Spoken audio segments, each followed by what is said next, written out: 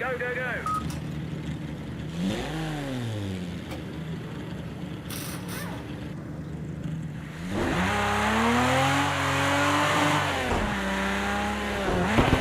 Go steady on the outlap. Tyre temps are pretty low.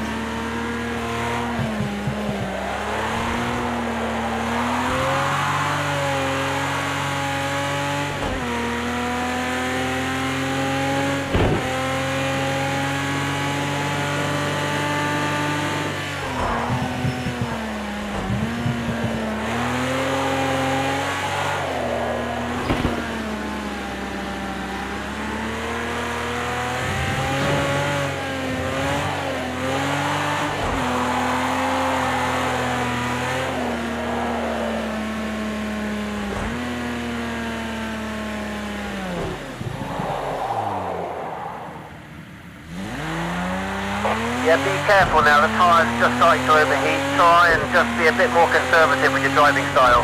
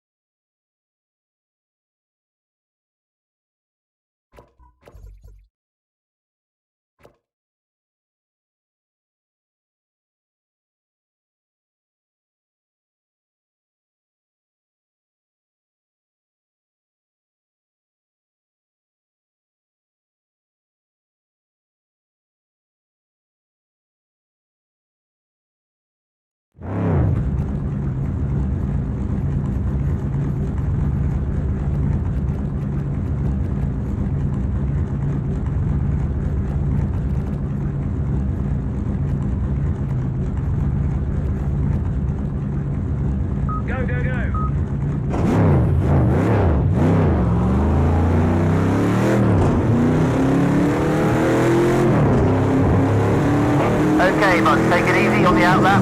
Warm the tyres before you start.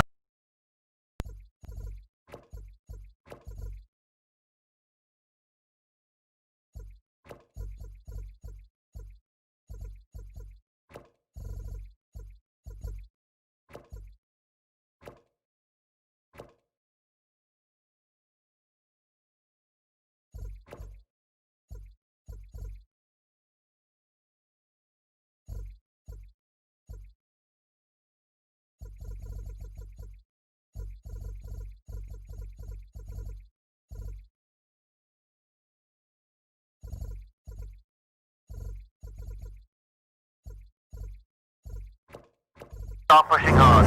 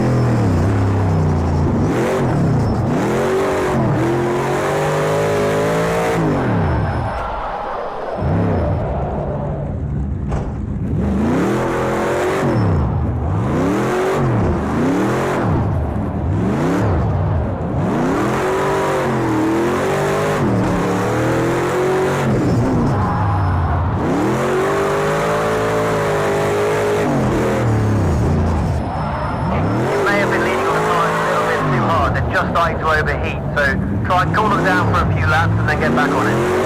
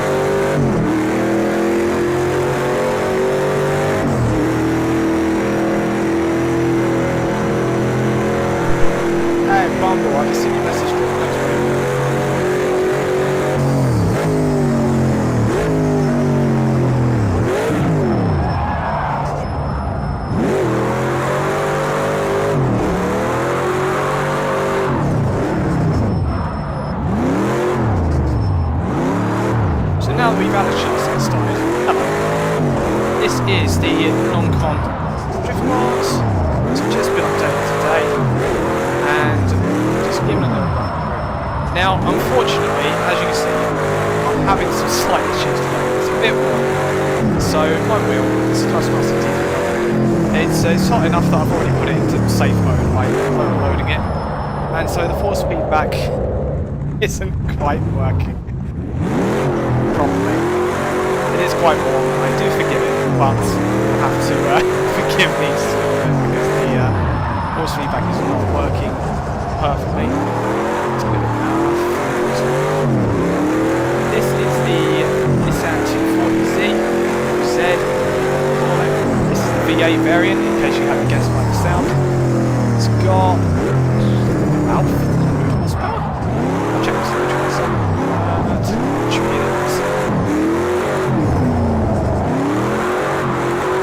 Yeah, about 430.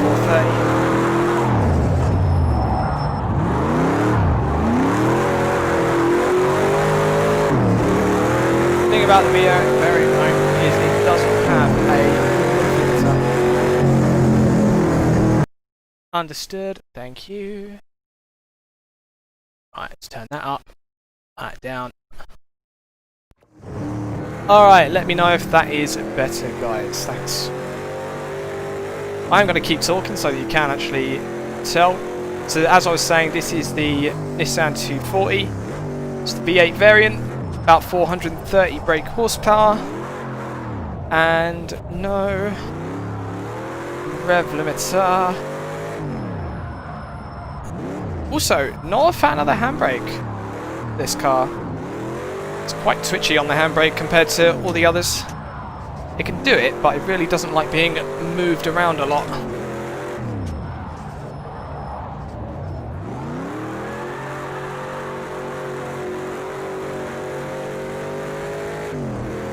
Cheers, drumming.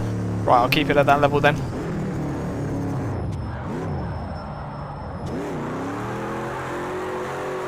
So I'll make my excuses again then.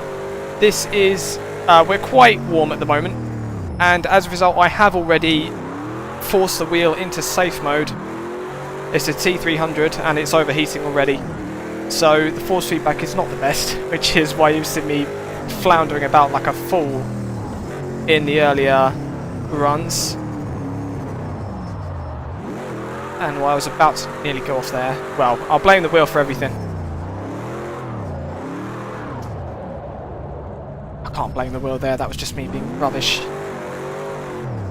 Real cheers, Bumble.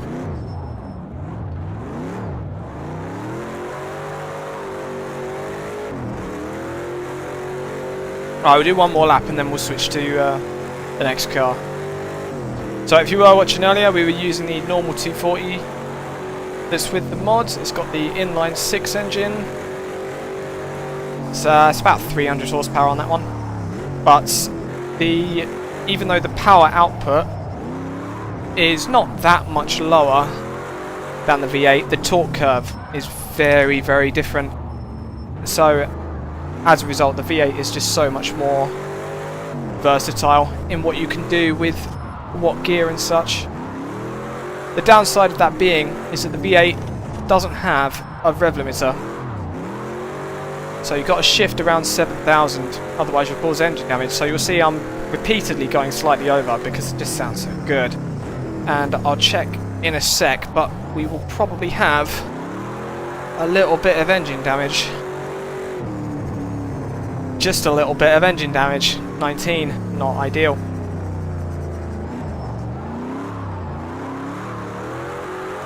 So you are supposed to shift it around 7k, but it will go higher. It won't go much higher, as I'll show you when we finish this lap. But it's just an extra little an extra little challenge, he says, as he can't do basic entries.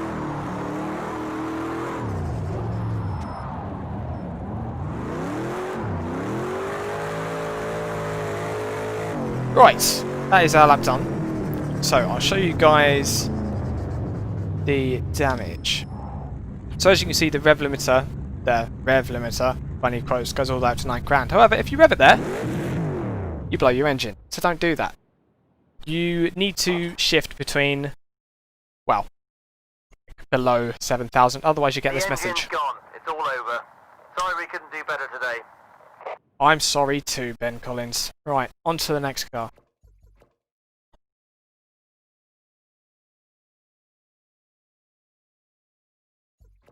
Right, next in the line, ignore the S14s, that's our next release, the Chimera.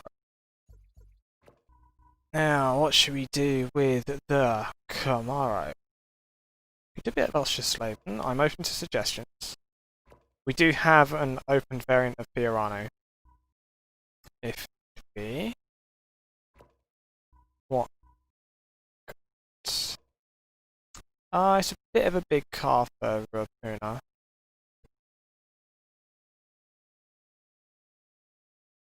Excuse me. Could do Sugo. Let's do some Sugo.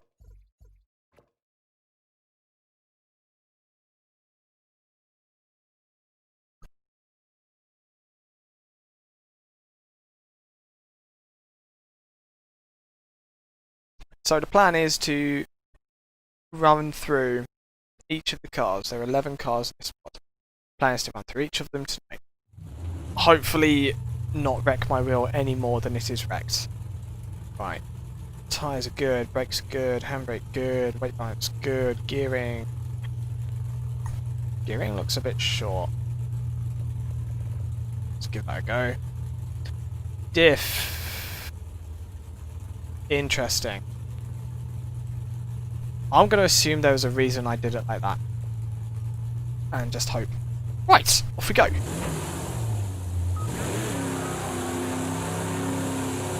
Okay, you know the drill. Okay. Let's warm these tyres up.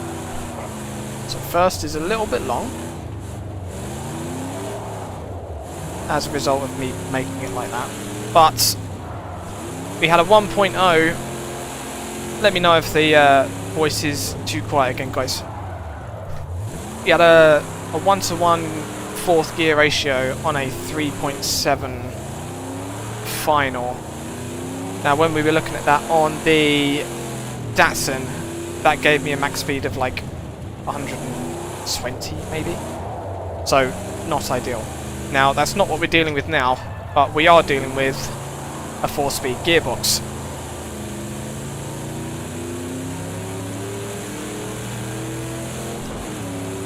I might have gone a little bit over the top though, because now this is very long.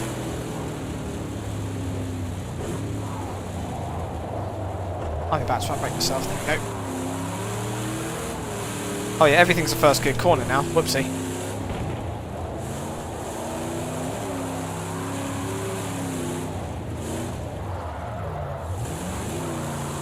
Now, in terms of power, it's got 400 and something. Just shy of 400 apparently.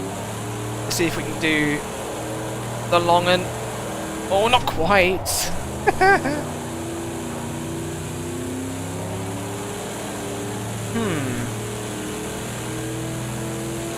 yeah, 413. Alright, we're not even reaching fourth gear with that. I am silly. Let's try that. Right, give it another go. Don't need the map. Let's just go hard off.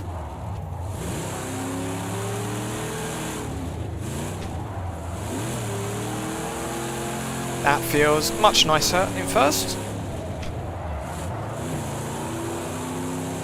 Second's not too bad. Dedicated server. Add modcast server so others can choose. I doubt it.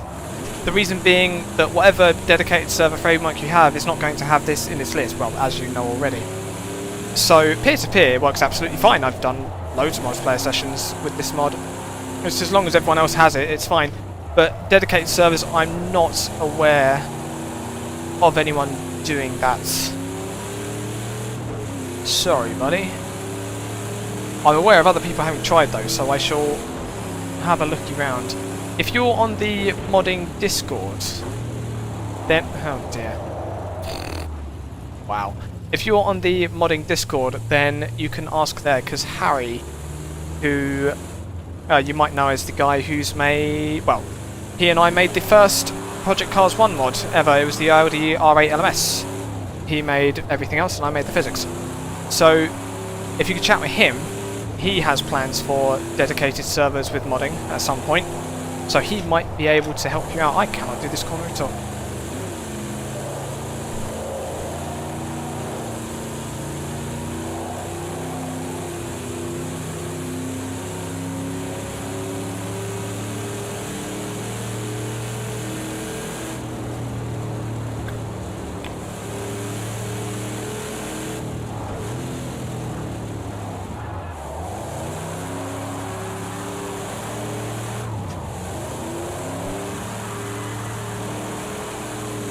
This car is obviously quite a large departure from the 240, but it follows a similar ethos of taking that resto mods type idea of getting all the best stuff that you can for an old car, sticking it on, but then with a drifting bit of flair on it. Yeah, be careful now, the tyres are starting to overheat a little bit. Yeah, I wonder why, Ben Collins.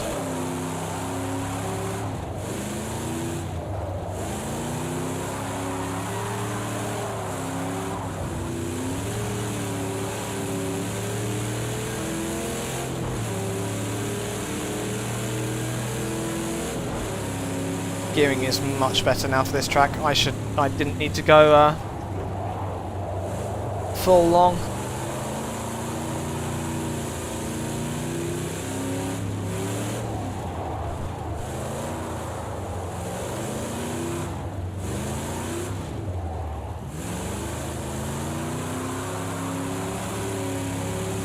Right, let's give this another go. I think shallow in.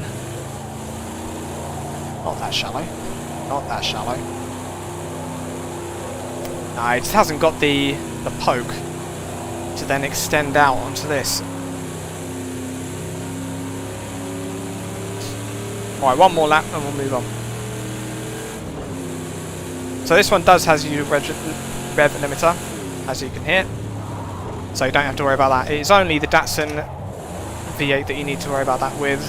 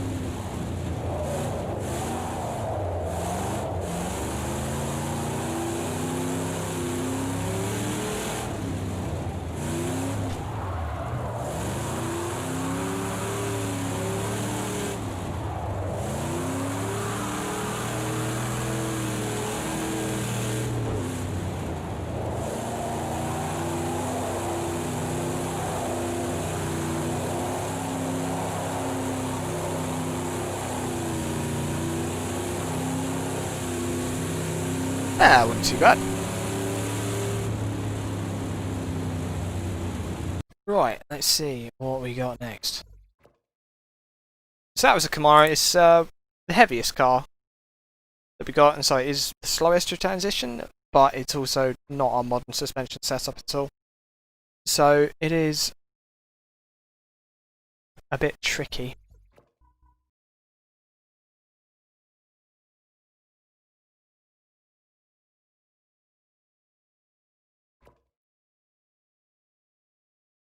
Yeah, I've never actually used a dedicated server myself. I've been on them, of course, but never set up one myself, so I don't know how they work.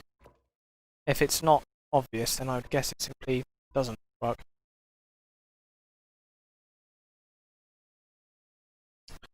What track?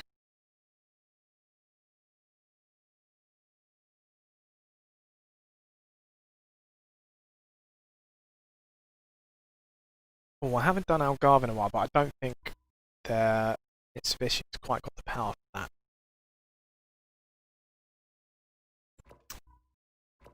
Kota. We could do Kota. Let's do some Kota. Delivery. Oh, I like a white one. Okay.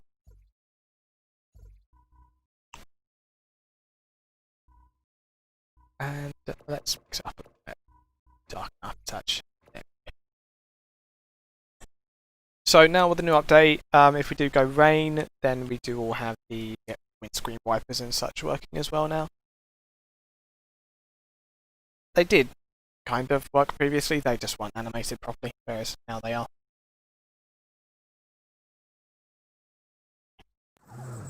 Alright, let's see what we got. Brakes good, handbrake good, diff not good. What is up with this?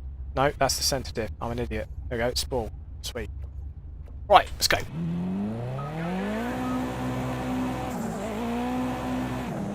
Right, power plant out of this should be about 360 horsepower.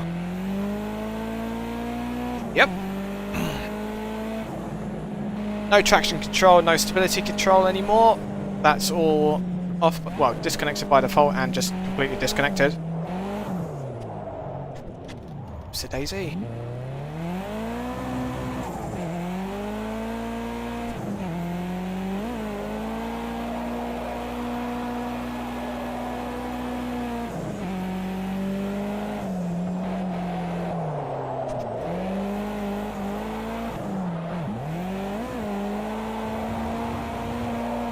It's quite noticeably more snappy than the Chimera.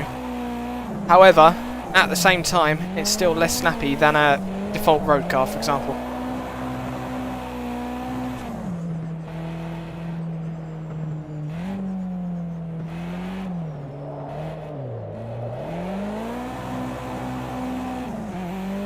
Yeah, I'm not sure how big the audience for this mod actually is. I know it's got about 3,000 downloads on Race Department, which is the only place it's available properly. Some people have nicked it and re-uploaded it somewhere, but those people are not very smart. So I know about 3,000 people have downloaded it, but I don't know how much of those actually use it online or anything. I haven't seen a server online when I've looked a few times at least. Come on, Bella, keep it out. Right, that might be a 5th gear.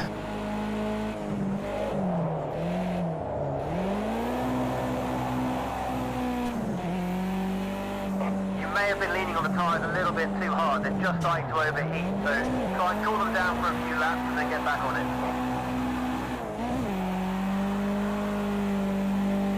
Alright, feels pretty good.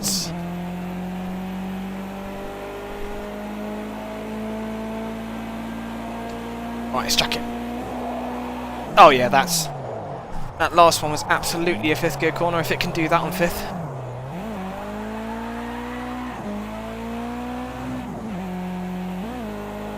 So my gears are a little bit short on this by default. That's fine.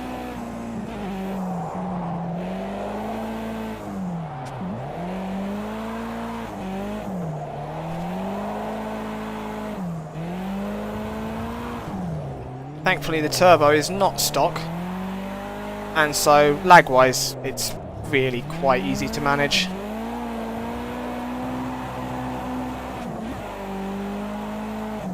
Alright.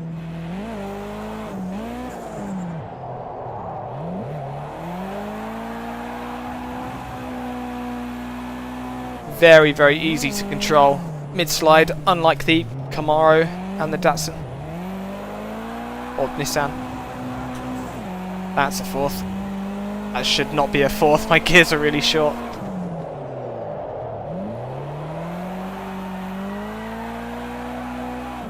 Oh, it's just so smooth mid-corner, I love it. Right, 5th gear, let's do this. Right.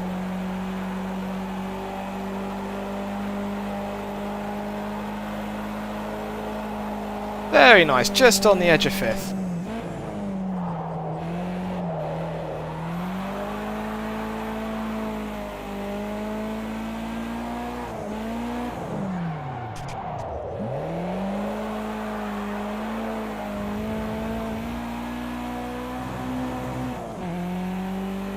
Oh, well that was bang on. I'm going to have a replay of that and then we'll just move on. Mic drop.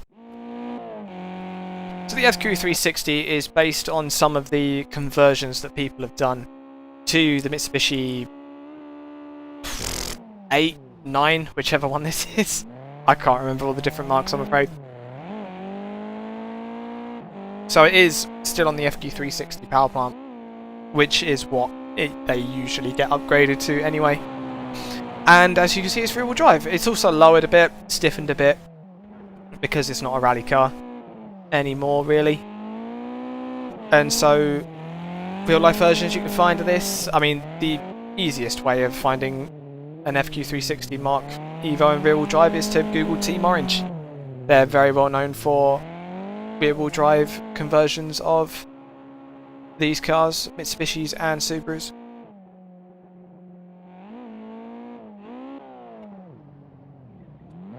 You don't see much of them recently, but they are still around. But they run S15s and such nowadays, probably because the effort of converting these things is not worth it.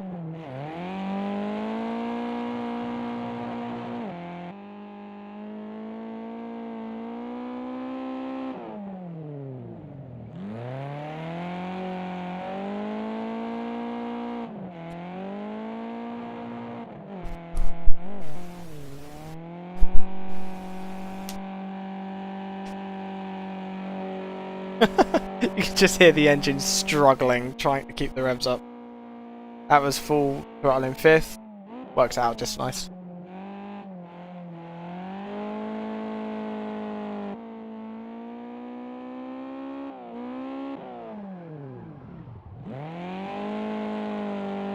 And out to the rumble strip, or past the rumble strip. Amateur. It's amateur.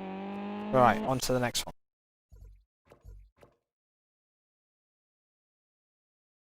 Right, the next one might be the FQ400. It is indeed. Let's not have white because we've just had that. Some of these colours are interesting. So the yellow one.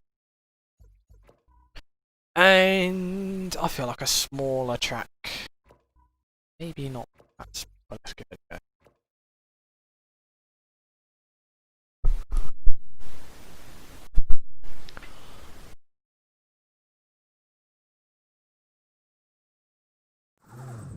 Thanks, B. I've never driven a BMW, so there is some guesswork involved, but there is you do get a bit of help because the suspension is designed by SMS already with all their CAD stuff, and the tyres are default tyres, so these aren't special drift tyres or anything. This is the hard P0 that you just have on your other road cars in the game, and it's just the same stuff. So you do get a bit of help from that. So apart from that, it's really just doing the research and making sure everything matches up with what people are doing with the real ones. Thanks though, it is really good to hear that someone who does have a bit of experience on the BMW likes that one.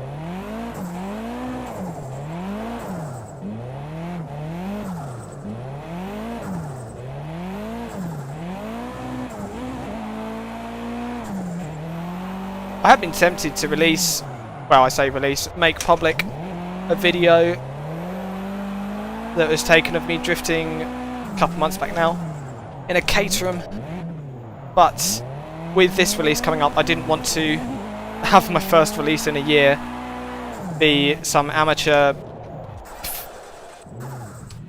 he says as he stalls it on his handbrake.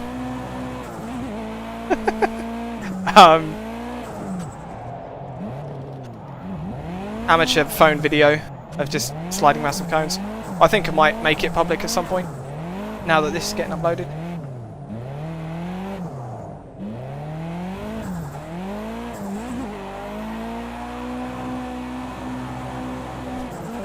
You're burning the tyres up. Just take it easy for a few laps, let them cool down, and then you can start attacking again. There is a paradox to that though, when you think about it, because you see it with mod developers and game developers. They'll say, this is the most realistic thing that is available. But then they'll update it. And they'll say, now it's better. So now I'm going to say to you, that I have done some work on the E30 in 0.4. And I think it's better. Now, we'll see. We'll have to wait for you to give that a go. And see if it's actually made it further. Or whether it's actually got better indeed. Because it is a little bit different than E30, just a little bit. It reacts a little bit more to throttle input. Because it's got a different suspension design and a slightly different setup. We'll have to wait and see.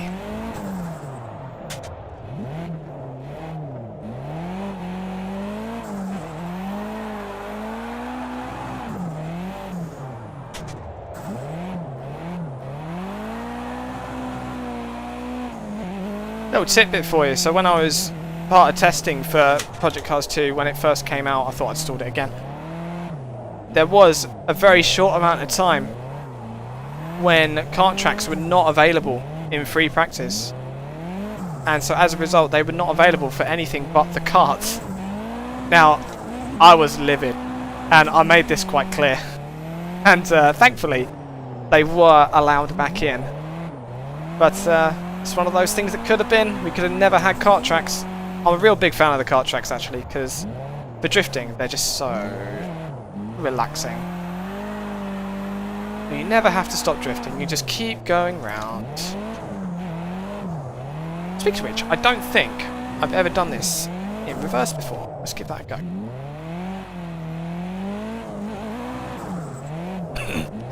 I like doing tracks in reverse every now and then, because you've really got to think about where you're going, because you can't just use, oops, you can use your memory, but you use your memory backwards. So I think it's a long straight. No, it's that third gear thing. Then it's a long straight into the little chicanes. Now I'm wondering if I can chuck it into the chicanes. Where are the chicanes? Oh, there's the chicanes. I've missed them. All right. Right, it's a long hairpin, extends, and comes back, and extends again. Alright. Now the hairpin's easy enough. Okay, I wonder if we need third to get down this hill. No, it's not a case of gears, I don't think, but gotta extend further on the edge of that hairpin. And there as well. Right, get through to the straight. Okay, too bad. Right.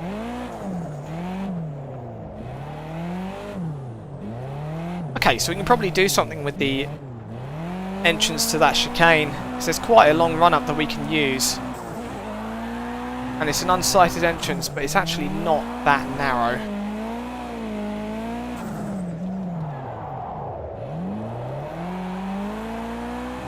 Right, let's try extending more. Coming in for a, I say wider line, more attacky line. There we go. Lovely jobs. Right, extend this more. Come out. There we go. This is why I like doing reverse tracks. Because we can't have more tracks, but we can do the same ones in reverse. Yes.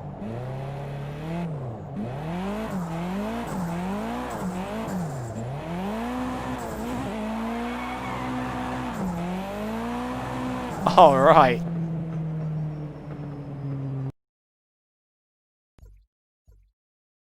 Right, let's have a look at that.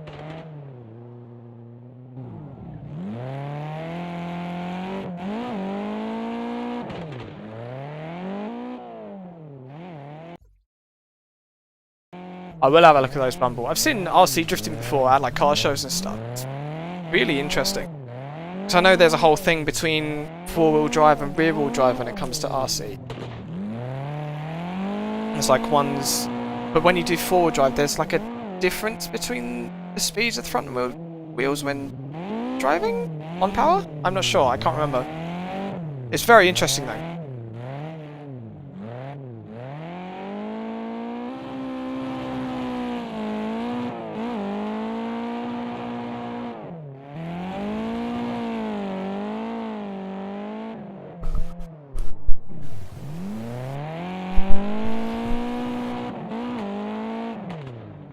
So the FQ400, it does follow the same principle as the FQ360. It's of the Team Orange style conversions. I say conversions, there might only be one of them.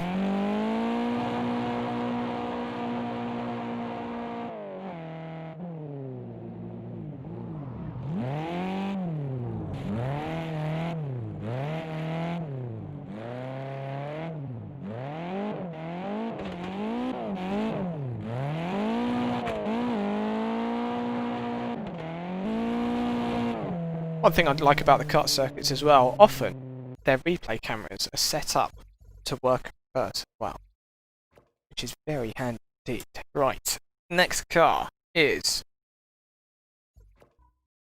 the M3. There it is. The M3 and the M30 practice, they are the same.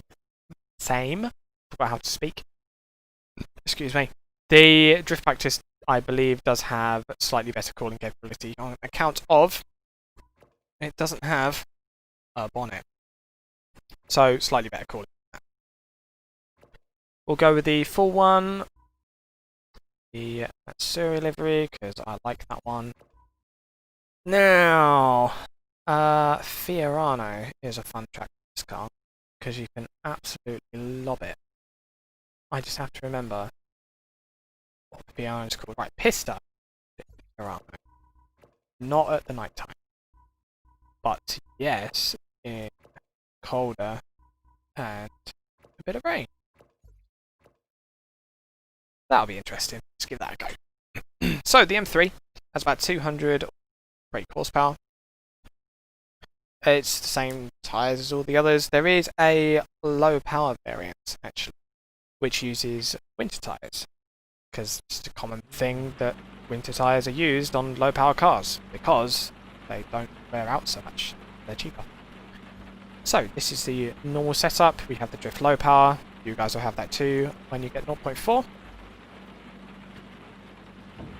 Lovely working windscreen wipers. Oh, and it's giving me the winter tyres anyway because it's wet. Fine. Oh, 300 horsepower. Sweet. In fact, 300 horsepower on rain might be a slight overkill for this. Let's try the low power. Right, so same tyres. 140 horsepower, is that? Yeah, about 140. Okay. Let's see the torque curve as well. So power runs out about 7 grand. Okay. I got my lights on as well. Yeah, they're just terrible.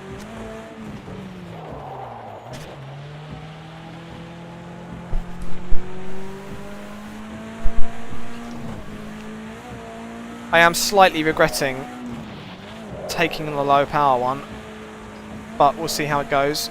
It's all about lines.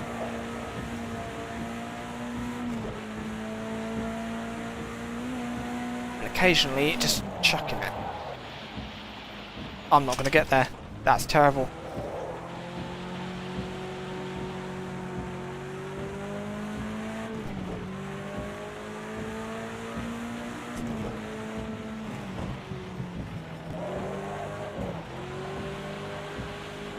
There we go.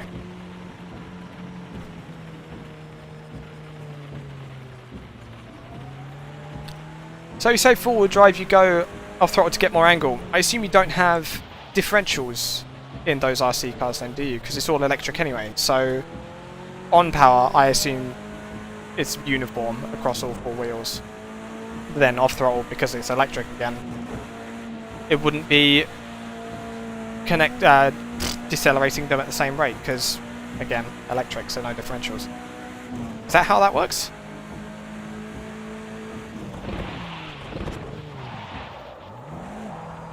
Ah, doing terrible. I'm going to blame the rain. Alright, I am actually going to stick it back on the high power variant.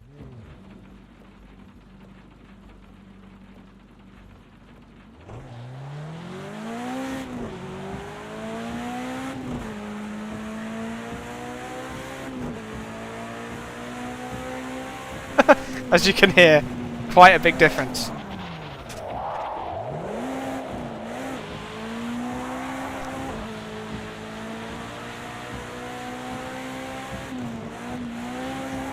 Oh, chucked that a little bit too early.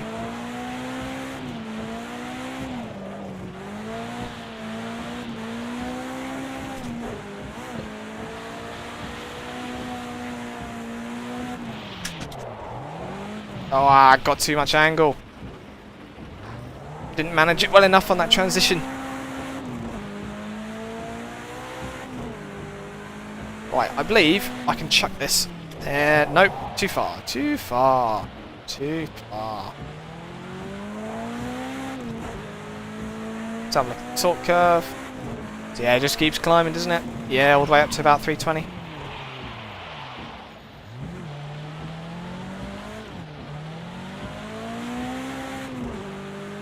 Yeah. So power just keeps on rising to the red line on the high power setting.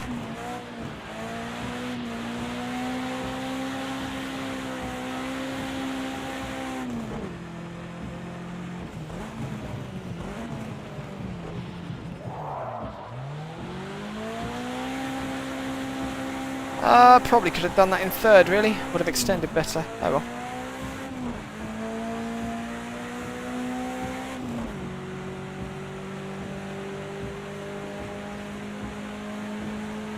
Right, I believe if I chuck it here. Can we make it? Yes, we can. And there we go. Alright, again, better in third. I think my gears again are just a little bit short. It's okay though, we've got 5 of them to choose from, so we've got the range. Right, let's manage that angle better, stick it in gear, keep it in third to extend. There we go. Yeah, third's just a little bit anemic, but it works. Right, let's chuck it a little bit earlier. Use the power in the transition, and there we go, out to the rumble. Nice! Okay. Right, trust third more is what I'm learning. I'm immediately messing up.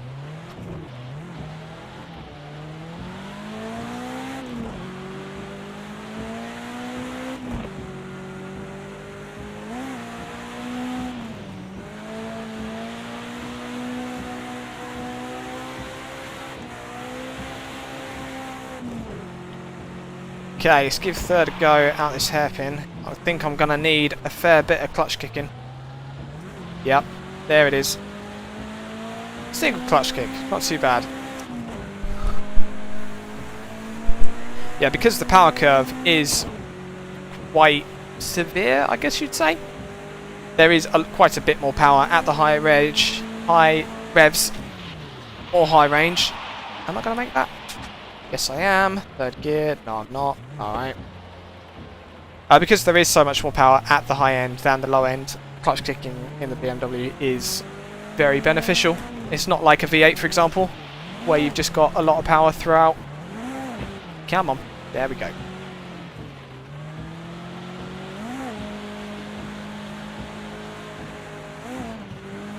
Okay, extend. Shallow transition. Bit of handbrake, a lot of handbrake, build the revs, up we go. Now Fiorano, this track, usually this is not available for any car that isn't a Ferrari, and I haven't actually made this mod available to the public because again I'm not sure what the audience for it is. There's not a whole lot of point. I mean, it does take quite a bit of effort releasing a mod, getting all the documentation and such for it made up. So I haven't released the Fiorano. unlocker, because I'm not sure if there's an audience for it.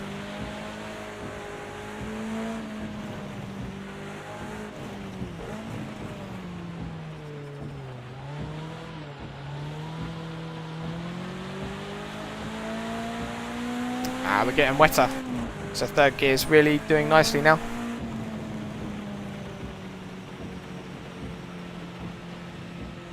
Oh yeah, one-way unit, yeah. So Detroit locker, I guess we'd call it. So yeah, if it's one way, then it's not going to be locking off power, which is why you get more angle. That's interesting how similar that is to full-scale stuff.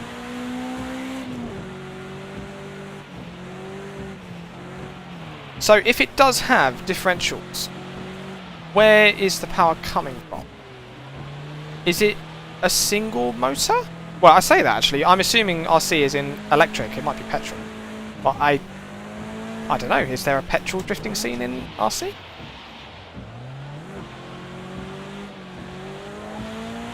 If there are differentials, is what I'm saying. If there are differentials, then where is the power coming from? Because I guess it's not on each wheel. I've overextended again. There we go.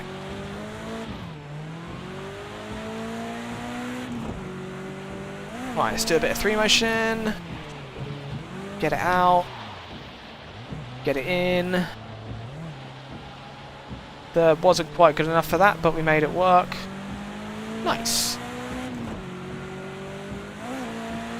It's really quite wet now, it's sliding quite a bit.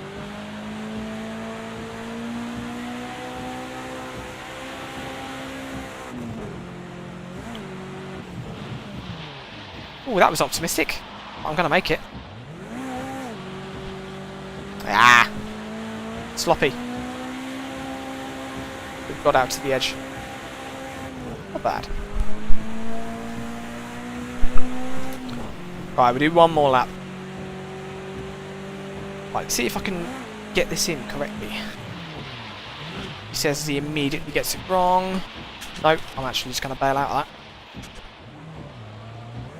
That was atrocious.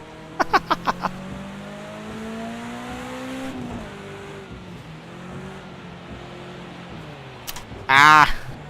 I'm not coming into that corner with the right angle. And so I'm not getting the right line that I need for it. Same for this one really. So I need to extend on the exit, come out but shallow, and now I'm on a good line. There we go. No, come on, more power. Yeah. Couldn't bring the power in early enough because I wasn't clutch kicking. So I didn't get the angle I needed, and it overextended as a result. And now I'm just understeering like a fool. Alright, three motion works here. Let's just do that again. Take it down to second this time. Ah, perfect. To the edge, just for pleasure. Alright. This is fourth. It's a bit of a tricky one. Have to give it a bit of handbrake. Because the fronts were slipping as well. Not too bad. Right. This is the one we're never getting right, so I'm just going to take it easy. There we go. A bit smoother. Slight straighten up. Extend to the end. Pretty close. Not too bad.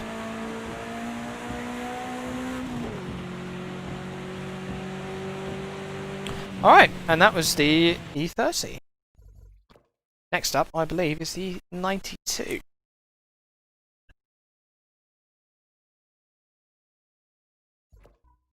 Yep, there it is. Right. What track for the E92?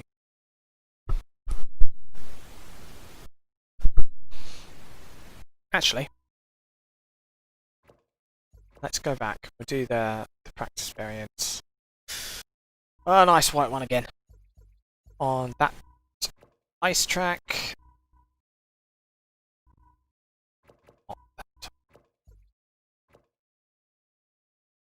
I'm incrementing the hours like it makes a difference. I don't think it makes much difference in Sweden because of the hemispheres and such.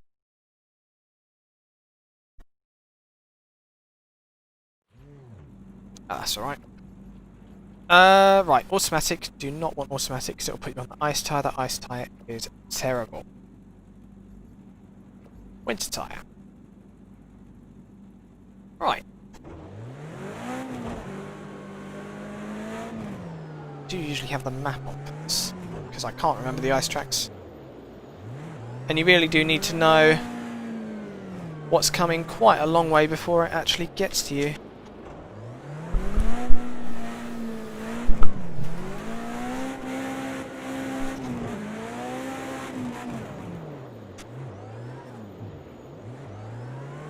Like the kart tracks, I'm really quite a fan of the ice tracks, as well as snow.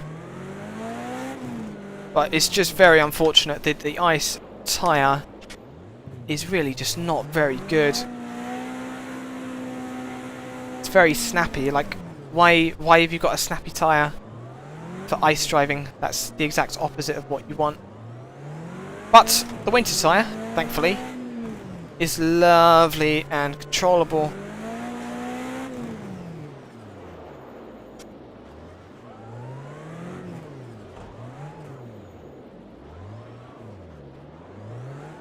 It is very relaxing as well, just to take the road tyre and drive on ice with the road tyre, because obviously it's excessively slow and it gives you a very large amount of time to figure out what you need to do.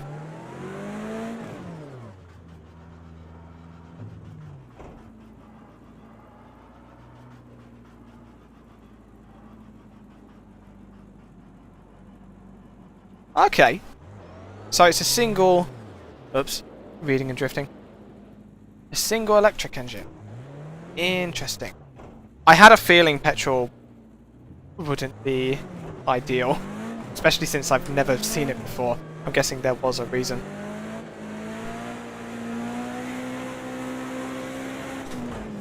Oh dear.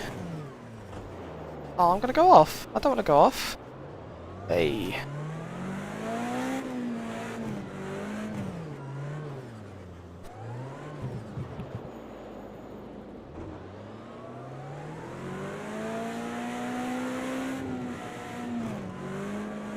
So I've got to ask Bumble, because that does sound like quite a large undertaking.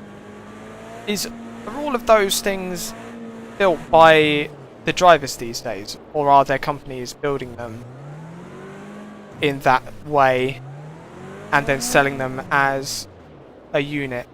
And if so, like, how much money goes into that? Because especially the ESC thing, that sounds specific, I guess is the word? Tailored? I don't know what other applications something like that would have, so if it's custom made, that'd be quite a lot, I assume.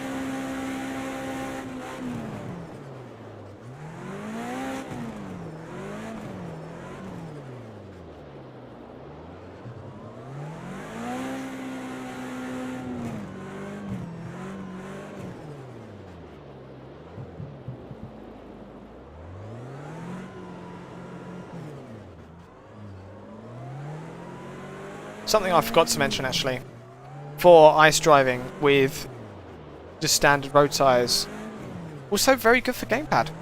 It's really relaxing just to drift with a gamepad on ice with normal road tyres because it's so slow. And the lack of precision really doesn't hold you back at all, because you just have so much time to adjust.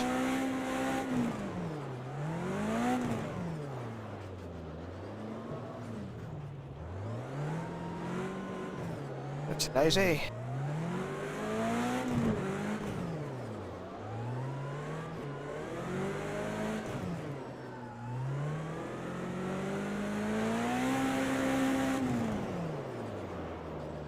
Ah, I'm off. Alright. That was fun. Next. E92 time.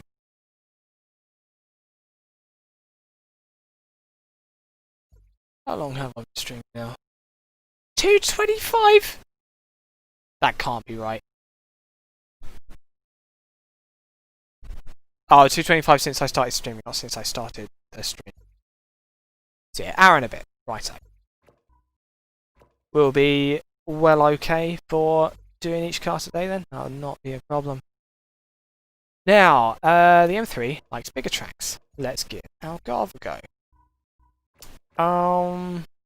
Autumn, sure. Bit late, sure. Medium cloud, sure. It's a lowish temperature track. Shouldn't make much difference anyway. With Algarve, of course, we have an extra chicane on the first corner, and since we're drifting, we'll be doing that.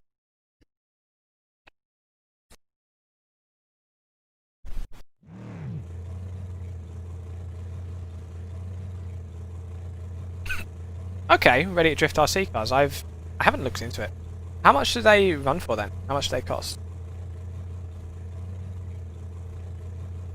Alright, gearing looks a tad short again. Oh,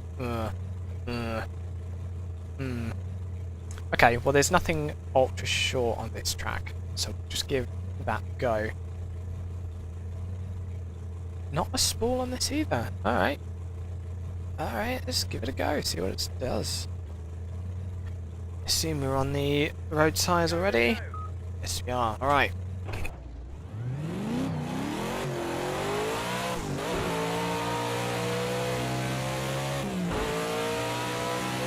So this track for me was made famous by the Top Gear test of the McLaren P1, Porsche 918 and the Ferrari LaFerrari. But I say the Top Gear test, it was actually the Chris Harris test that came before that that really got me into it, because Chris Harris is an automotive genius in my eyes, and he is the best thing that's ever happened to Top Gear. Right, let's see if I can just lob this. Oh yes I can. Do I need first? Not the best exit, and I could have done that in second, but it still worked.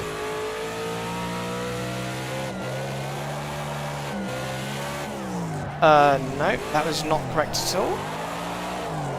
Right, I'm not going to be able to do anything proper with this corner.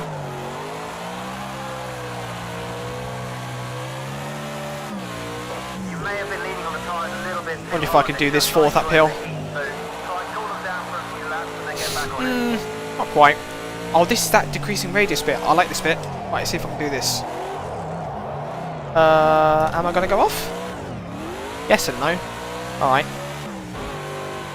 So it doesn't like this in fourth. Let's see if I can do it in third. Just about.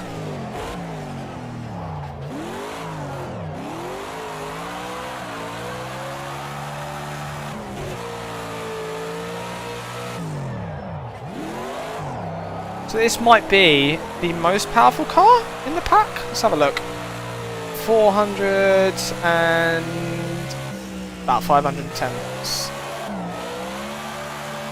Yeah, about 510. So actually, no, it isn't. I think it used to be in 0.19 or 0.2, whichever one got released, whichever one was the release candidate. This was the most powerful car in the pack. However, we got 6. Yes, we have.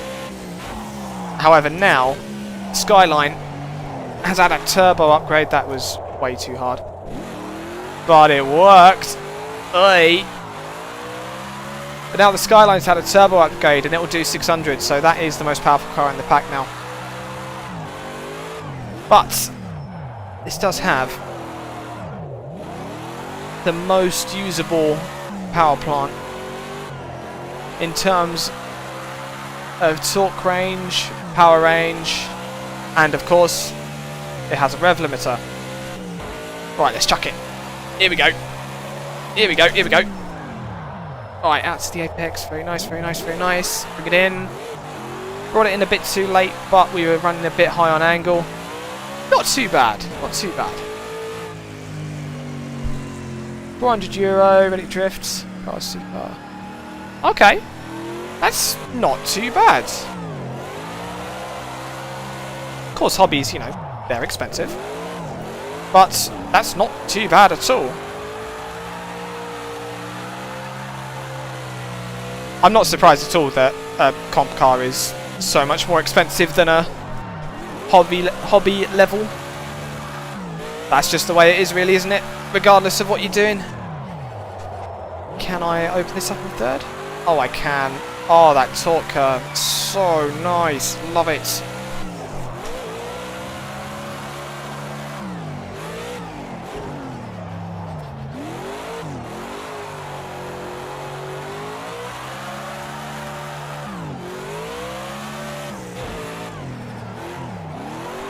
So as much as I do like low power drift cars, I say low power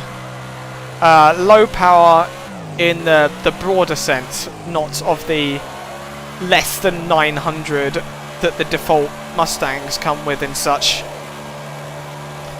wonder if I could do that in fourth. So as much as I do like the cars on the lower end of the power spectrum within the Drift 2 class, I really like the higher power cars.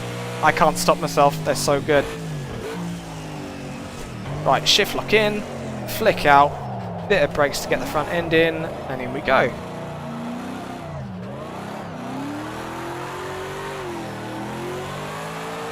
Oh, nearly straightened up there. It wanted to. Let's see if we can just keep it in third. Bit of brakes to get it out. There we go. Extend. Extend, bring it in.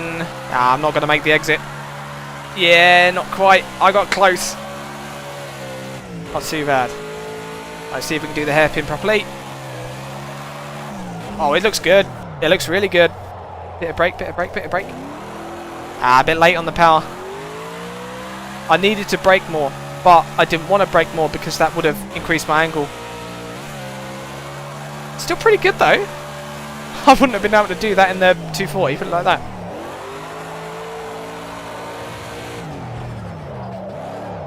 Bit of brake to get the front in. Out to the rumble strips. Yeah, now we're getting it. Right. If I come in shallow. Well, if I come in if I come in shallow it just doesn't kick. Alright, fair enough. I understand.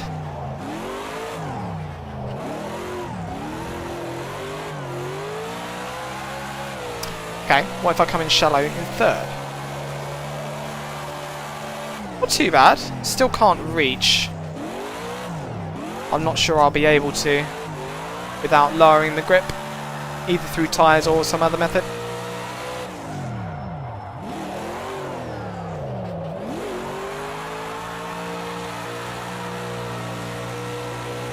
Right, let's see if we can do this in fourth.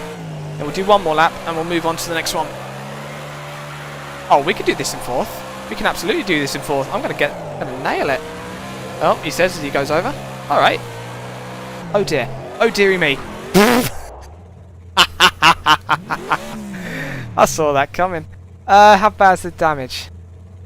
Oh really, 3 front aero damage and no suspension damage. Alright, let me just show you something. Gameplay. Damage type, full damage. That's what full damage looks like, folks. Good job. I have not modified the damage. Oh yeah, this is totally a car with no suspension damage. Jesus. Sounds good too. Right, well, I guess since we have no damage, we'll just keep going. Oh, wrong button.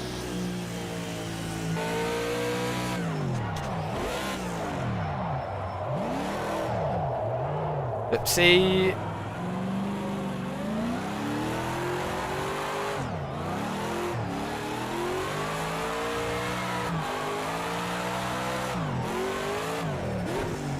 Oh, I went down to second there. Didn't need to. Let's get it back up again. Oh, hit max lock for a sec. So this car does now have 5 degrees less lock in 0.4 as it does in 0.2. I unfortunately cannot remember the reasoning for it, but there was a reason. Okay, more brake early on. See, it's just increasing the angle again.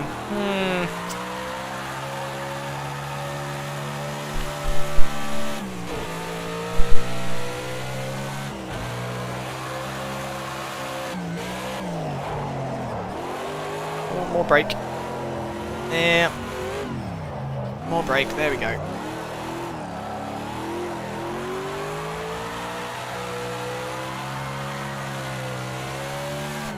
Okay, so can't do fourth, except it can. Yeah, you can if you try. Oops, daisy. Didn't think this was this bit. Punch it out to the edge. There we go. Right, can you do this in fourth? This is the one you can't do in fourth. Alright. Down to second. Gonna miss the apex. Hey ho. Push it out. Push it round. I didn't push it out enough on the first bit. Ah well. Right, and it's going to be up to fourth for the final. And hopefully not smash it into the pit entrance again. Here we go. Yeah, that little rise is really giving you that extra wheel spin that you need. It's very good. Right, let's tempt fate. There we go. Yes. Alright. Very nice. Very nice. The pit wall didn't appreciate my antics, but it's still good. E92 was one of the, well, was the most powerful car in the game. Not in the game, in the mod. It isn't anymore. It's this one that I've just realised now has a incorrect statistic on it. But still, very, very good car, very well balanced. Next up, R32. So, R32 and R32 practice. Again, it's just the kind of car that gets done to that degree, and that you more often find in that level of tuning. So, R32.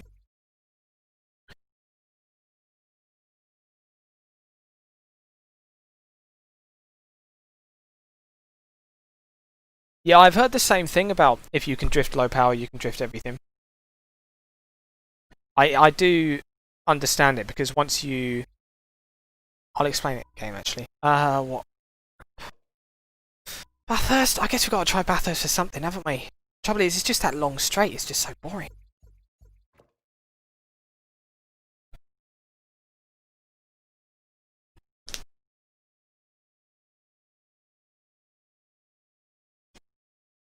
So yeah, low power cars, they are very difficult, but they do a very good job of teaching you what's what. So if we go in the... Oh really? Snow? Sure. Let's do it. On ice tyres. We're going to swap those out soon as. So if we have full wheel spin, then we don't have to pull the steering in at all. We just don't have to manipulate that ever, because you're not running out of power. There's no way for you to run out of power. But when you have the lower power, of course, that's not the case. Oh, the low power variant's on the practice setup. So, winter carving edge. Power should be fine. It's 100%. It's like 500, give or take. Gears, I'm sure that'll be fine. Right, off we go. Bathurst in the snow. I've never done Bathurst in the snow before. Oh dear lord. Alright, so this is a bit less grip than I was ready for.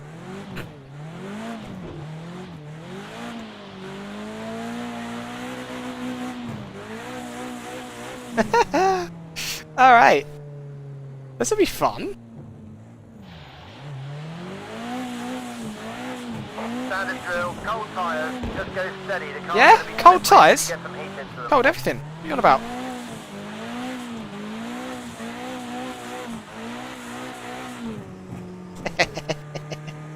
Alright. I like this.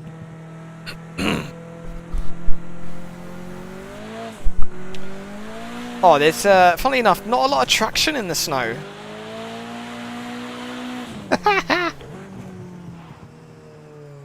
Alright, can I flick in the snow? Yes. Except it just likes to keep going. Alright. Ah, that's the thing about snow I forgot. It doesn't like extending as much as it does, because obviously your forward pushy force from the throttle is not as forward pushy as it was before. Come on.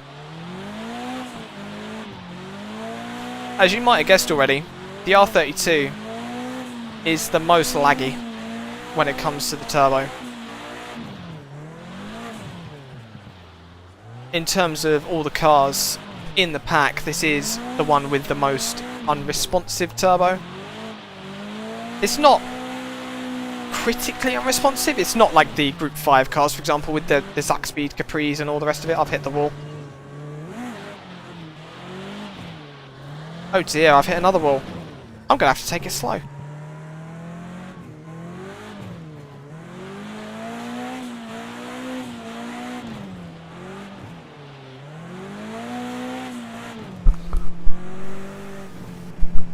Now, this section is going to be interesting. Like I said, I've never done Bathurst in the snow before.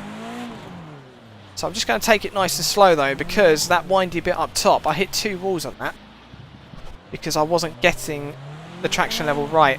And sure enough, you're going easy on this, and it's actually turning out to be the correct thing to do. Now let's extend. Bring it through. We're going to have to over-angle just a little bit. Slow down for this hairpin. Ah. So I needed to extend to the outside of that corner first. Tail tap. And then over-angle through to the hairpin to slow itself down again. Alright. This is doable.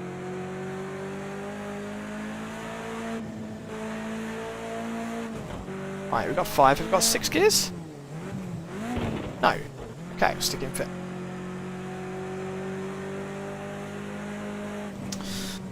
Can I 3? Oh wow, yeah, it will drift in 5th. It will certainly drift in 5th. Okay. Handbrake to the apex. Cheat it a bit. There's your turbo lag. Down to 3rd. Over angle. Flick it in. Take it nice and easy.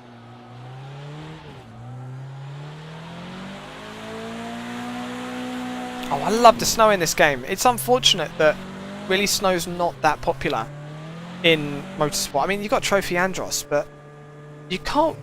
If you guys know anywhere you can watch Trophy Andros for free, please, please let me know, because I have been looking around on it on YouTube and such for ages. I just can't find it anywhere.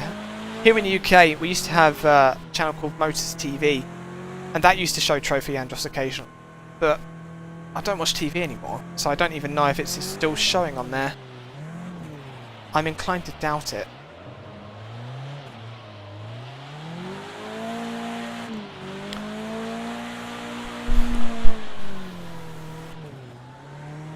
Snow is... I'm really a big fan of the snow in this game, and just snow driving in general, because there are just so many cars that come to life on it, especially the lower power stuff. Like on the channel, I believe there's a video, just a short video of 2 escorts racing in snow on Snetterton? Yeah, Snetterton. In game, of course. And it's just me and a buddy having fun. It was actually a league race when I was in a league, and it was on snow. It's just fantastic, so much fun.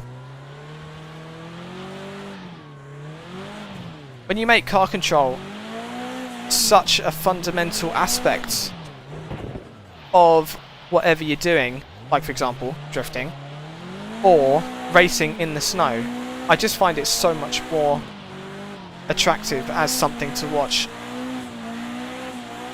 The poor blow-off valve going. Right,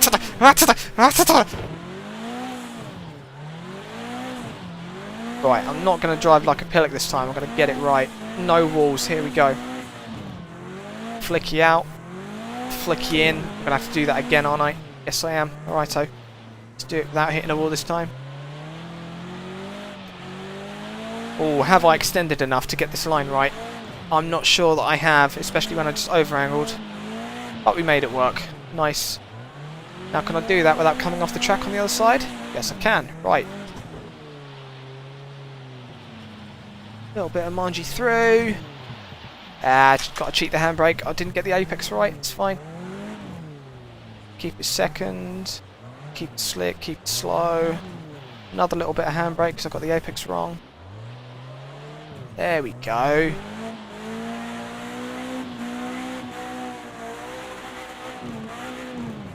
Right, so now for this, I needed to come out more. I'm going to use the handbrake to get out more. And then come in, over-angled, slow down, and power out. There we go. Oh, it's so satisfying when you get that right. Snow is just so good. Being able to drift in 5th gear is fun as well.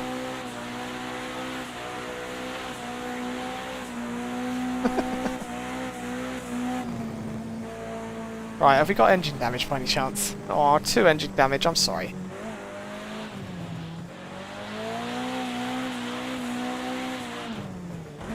Right, I think 4th actually would do. I've entered way too quickly, I was thinking more about gears than brakes, and off we go.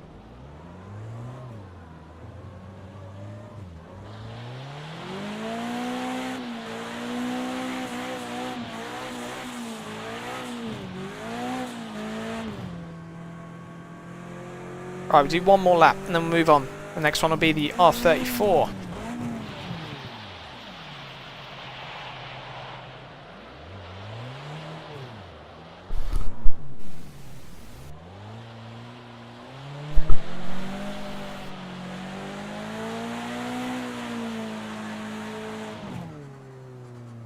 Oh, click it back.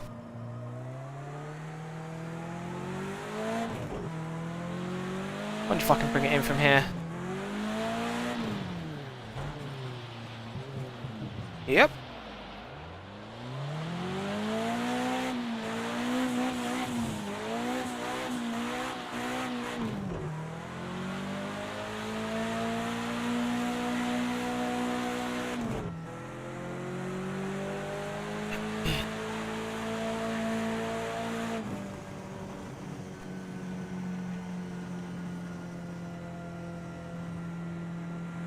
I cannot remember what gear I was doing this in, so I'm going to try 3rd. No, I'm going to try 4th and just hope. Yeah, 4th is alright, just about, once you get past the lag.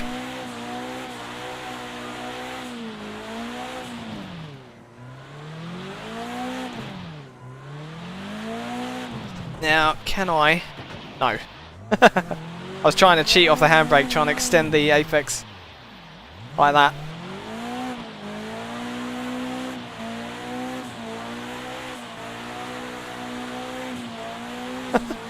I feel sorry for the engine going uphill because it just hasn't got the traction. Alright, we'll keep it in 4th now.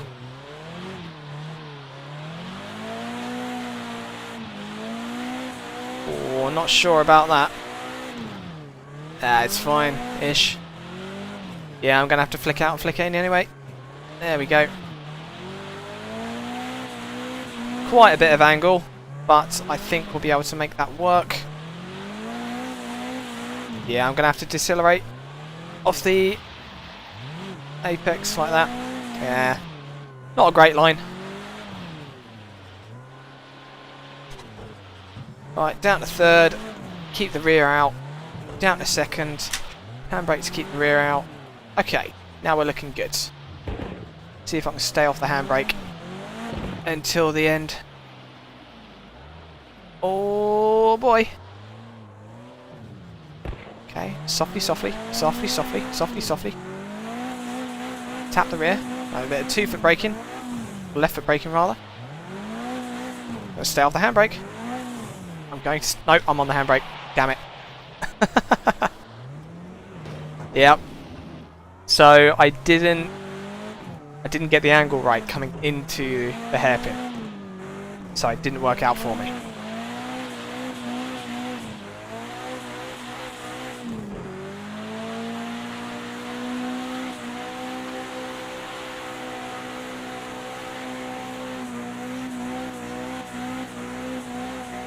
Come on, car. You can do it. Can I flick it from here?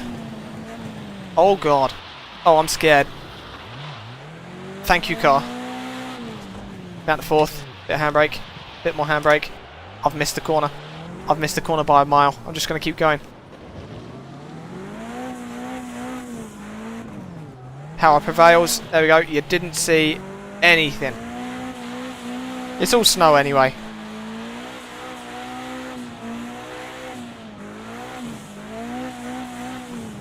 Right, down to second. Bit of handbrake.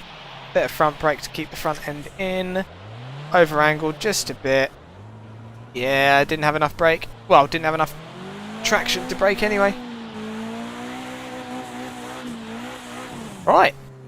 That's the lap. That is the R32.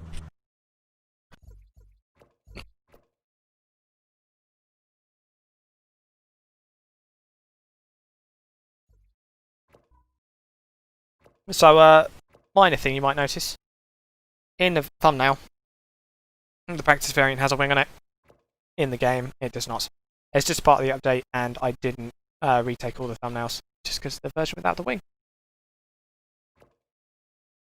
P. Well saved. Yeah, thanks, P. Yeah, that was great. Totally on the track. Honest. Right, it's R34. One thing you'll notice from 0.4, we've got 4x deliveries. They are, again, they're just the standard SMS ones, but I realised that they actually look good. So we have them as well. We'll use one of them. Oh, I like all of these. We'll go for the yellow one. Go for the yellow one. Now, I'm tempted to do Algarve again. In fact, let's do it. Let's just go for it. Not summer, hot track, that'll be too much grip. So we'll go spring. Shouldn't be an option to have snow on this. So we should be fine.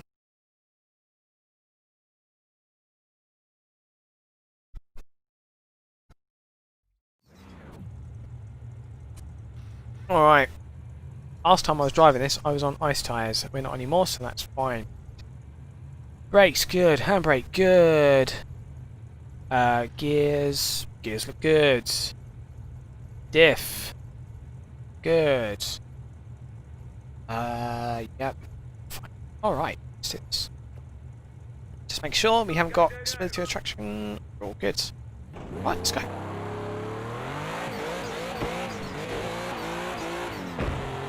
You might notice it has a different sound to 0.2.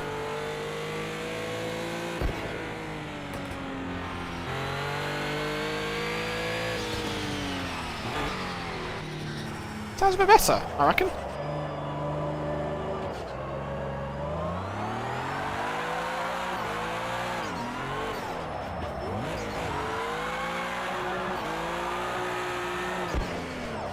Oh, it's a bit weird coming onto tarmac again after snow.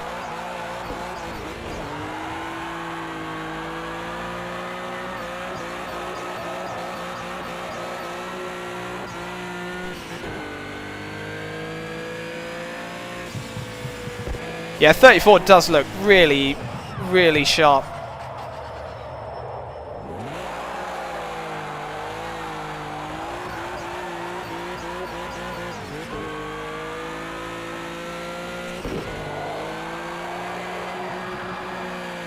I think the R34 might be my favourite car of the pack, and not just because it's the highest power output. So, as I said earlier, you might remember, the statistics file for this is not actually correct. I'll get the power output up, and you'll see we make... Oh, I'm going to have to pay attention to this for a sec. Yeah, we're making... I see flashes of 600 every now and then. But because of the way the turbo works, it's a bit inconsistent up the top end.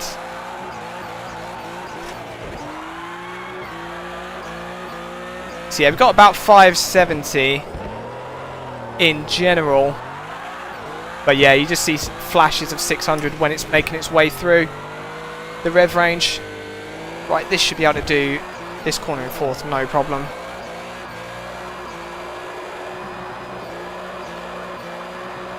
That sounds so good. Fifth's a bit long. Might not be able to do that in fifth. We've got a sixth as well. Okay. Right, start checking. Oh boy. This is gonna work and I'm amazed. Okay, a bit wide. Not bad for 150 mile an hour or whatever it was.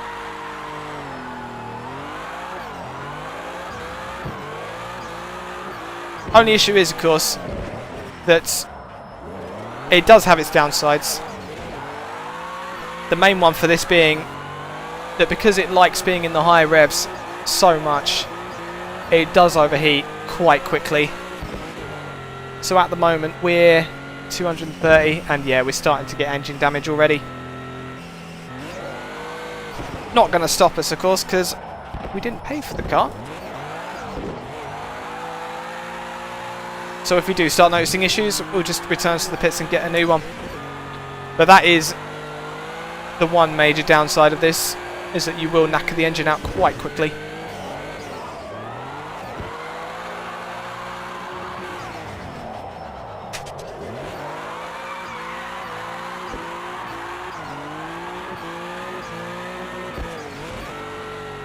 So obviously this is turbocharged as well, but it's nowhere near as laggy as the R32 is. You don't have to manage it as much. I mean, the R32 you don't really have to manage anyway, but there's very rarely a need to clutch kick on this, really.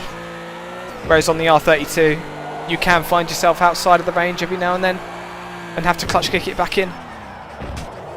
Down to second, is that going to be working? Yeah, not bad. I'm not going to be able to extend them, am I? Nope. Ran out of revs. Now, fourth's a bit short. I think fifth's a bit long, but we'll give it a go because that dip might work for us. Here's the dip. There it is. Yes. Oh, it's dying again though. Yeah, we made it work. We made it work. Very nice.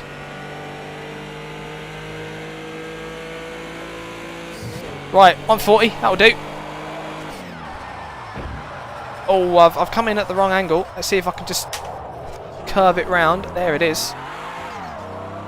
Not too bad. Not too bad. Certainly not a pretty entry, but it will do. Engine temperature's maintaining okay.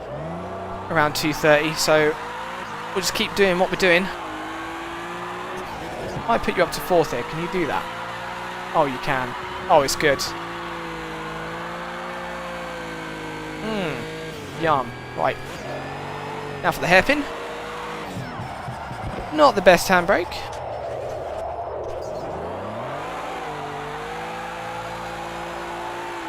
Pretty good exit. Not too bad. Mid corner was a bit naff.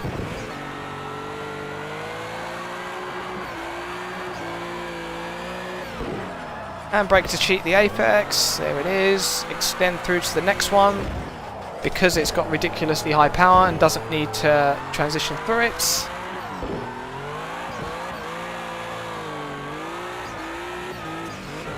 Alright. Fourth up through, can we keep it sideways through this? Yes we can. Gonna have to use a bit of handbrake to cheat. Out to the rumble strip. Yeah, bit over, it'll do. Flick it through. Up to fourth, this is a handbrake. Not a handbrake, hairpin. Didn't use any handbrake for that actually. Right, extend, push. No, still not working. Okay. So out of that hairpin, gonna have to be smart as to how that gets done. Right, fifth gear. Start shallow. Now open up.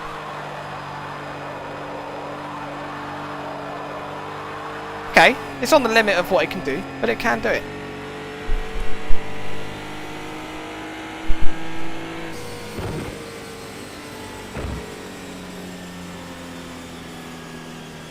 So, Automobilista 2 is a very interesting one. in essence, yes, I would like to mod it. Now, there are a couple issues, and one of them is actually the car list. Now, in theory, I wouldn't think that would be as much of a problem. But it does create two issues, one of which for me personally, and the other of which for modders in general. So the personal one for me is, these models are actually modified versions of the ones that are in the game. So this is the SMSR variant of the R34. It is in the game already and it is usable. What I do is different tyres, different rims, different ride height, different suspension, different physics completely, and on this version, no wing. And that's the same for every one of the cars in this pack. Automobilista currently doesn't have really anything that you can do with that. It has the Mitsubishis, and I guess it has the trucks, if you're into that. But it doesn't really have the car list for that. The next one, and this is very general to all modders, I say all modders, specifically all modders that do road cars, is that with modding, if you remember I was saying earlier that all of these cars use default tyres, default SMS tyres made by them. The reason for that is you can't do anything else with Project Cars 2. In Project Cars 1 you could make your own tyres. There was a tyre.rg file, and you had all of the... Let's see if I can extend this now. No, I've just come out to the same spot again. I need to go shallow, fourth, whack it, and bring it in. As I was saying, yeah, Project Cars 1 you could make your own tyres. Project Cars 2 you can't. Automobilista 2 you can't. So if there's no road cars, then there's no road car tyres, and so you can't make road car mods for it.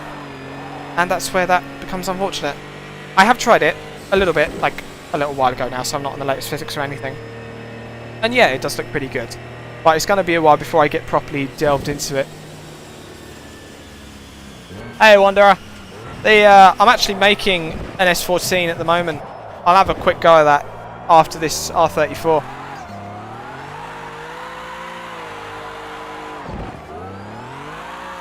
Because I haven't actually released my variant of the S14 yet. I'm going to. It was the model was imported by GBSE, I believe. And it is a very nice model indeed, and he's done a good job of getting everything working on it.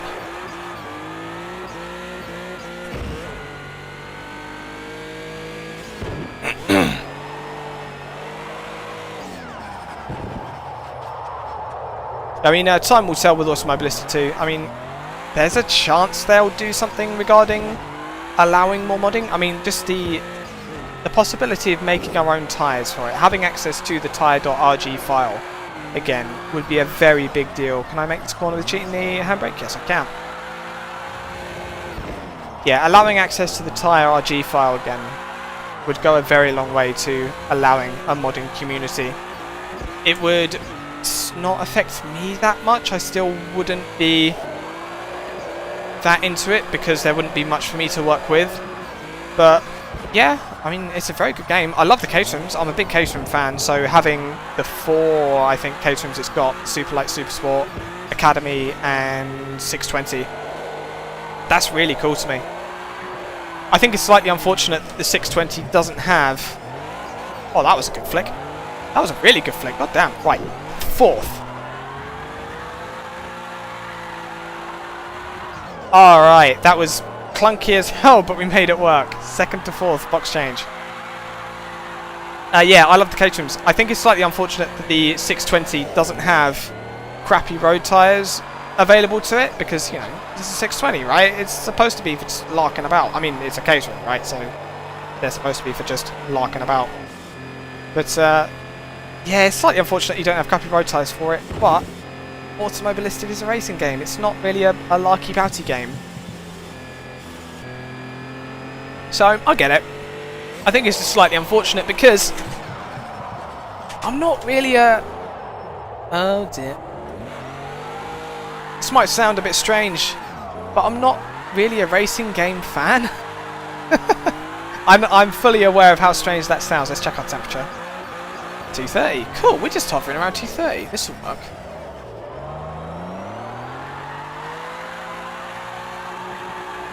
Yeah, I mean, I do play racing games. I play Assetto Corsa occasionally. I play this, obviously. But I don't play them for racing. I play them for the drifting, and I used to do, like, stunt stuff. Like, stunt driving type things. Come on, reps. Oh dear. Terrible. You know, like your J-turns and your, you know, your 360s and ooh, and he says he immediately fluffs up a 360. You know, all that kind of stuff. And in the league, because I joined a league as well to hopefully do that kind of thing with other people. And I did get to do it with other people and like little stunt videos and drifting videos with other people. It's great fun. But I'm not really a fan of the racing aspect of racing games. So to me, it's a little bit unfortunate when a game like Automobilista comes along and they do put so much effort into their physics and such, and they don't cater to that audience of, in my opinion, pushing that physics. Because, to my eyes at least, there's not a much better way of testing someone's vehicle handling than handling it over the edge and repeatedly pushing it over the edge and keeping it there for extended periods. Oh, fourth gear. Right, extend. Alright, I'm still remembering to do that way too late. We'll give it one more go. Unless it doesn't work, in which case we'll give it 2 more goes.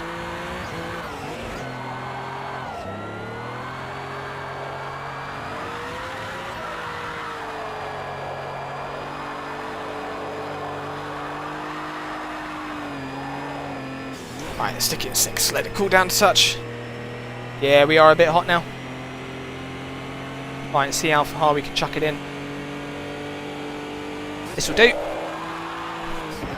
Oh, I've left that too late. Made it work. We did run over the rumble strips on the rear end. Not too bad.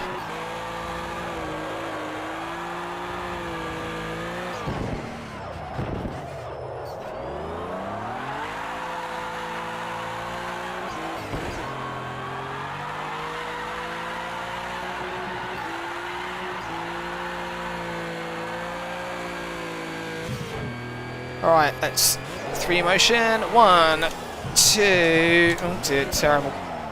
3. Bit of brake to get it to the apex. And then push it out again. Not too bad.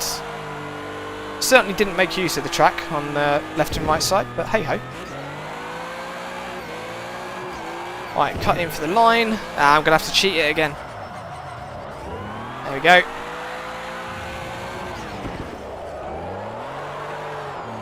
That's third, that's the edge.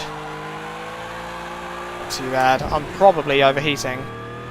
It's not too bad.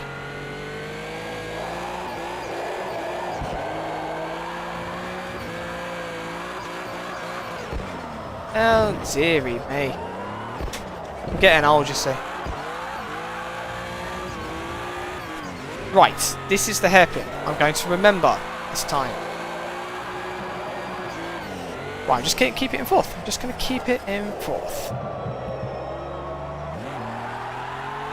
No, I've got too much angle. Too much angle. Yeah. Although, I did get to the next corner. I went too far because I wobbled about with the angle. That was alright. We're going to give it another go.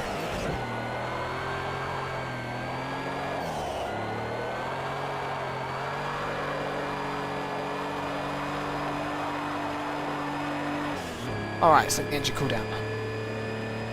Yeah, it was almost reverse entry on the last lap. We'll see if we can do any better with this. Right, do it earlier. Here we go.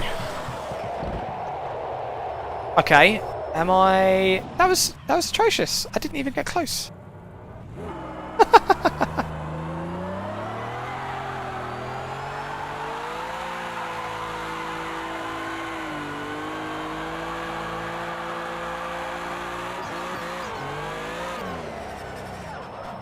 So, if I go reverse entry, it has more traction.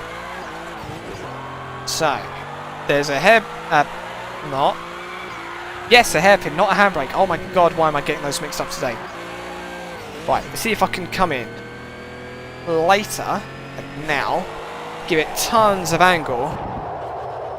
Third gear. Yeah, it will pull back. It just takes of timing it.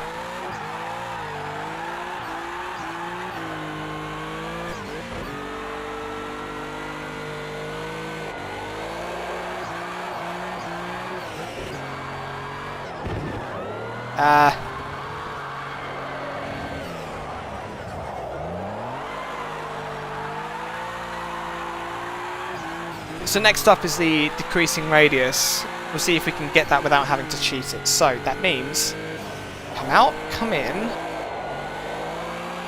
Now we extend. Now we press out. There we go. Now I don't need to worry about the handbrake. Because everything just lines up very nicely. Now this is going to be the handbrake. Hairpin. Alright, so clutch kick to keep the revs up. Extend out, extend out. There we go. Yes. We did it. Oh, I'm glad there are still things that are difficult, you know? I've been drifting for a little while now. Like, a little while. And I'm glad there are still things like that that you need to really put the effort into working out. I'm going to hit that wall. There we go.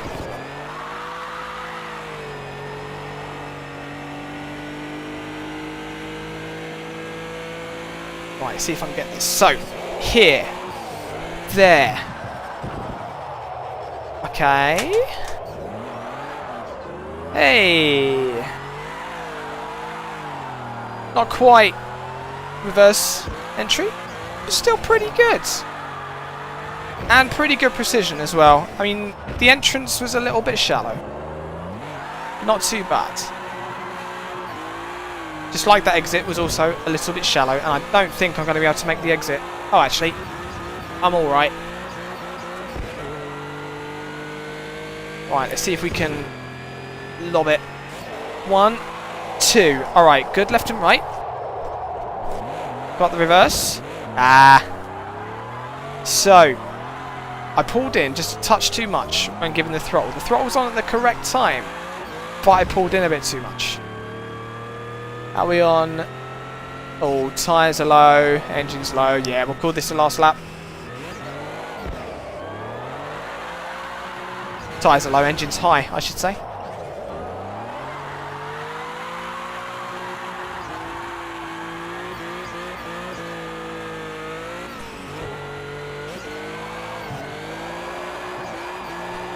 Okay, shallow, shallow, shallow. Extend.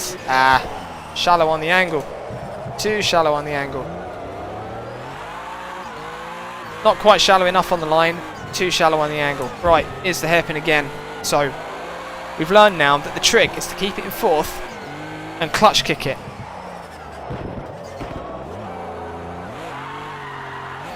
Right, here we go. Big extend. Big extend. There it is. Lovely. I'll just blat it out. And there we go. One motion through to the end.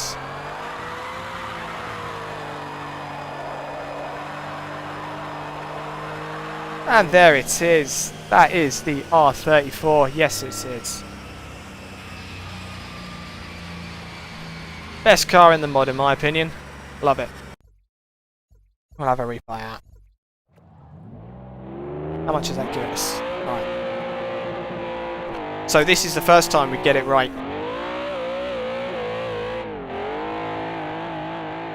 I think.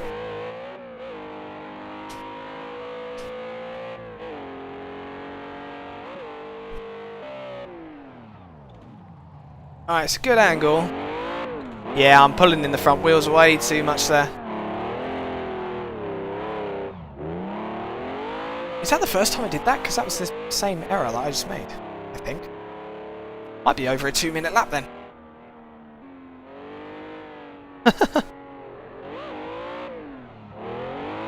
Poor cunts.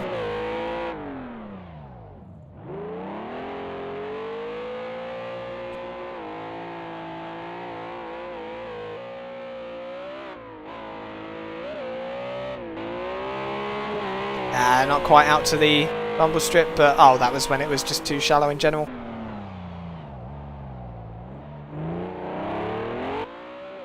Not too bad on the decreasing radius.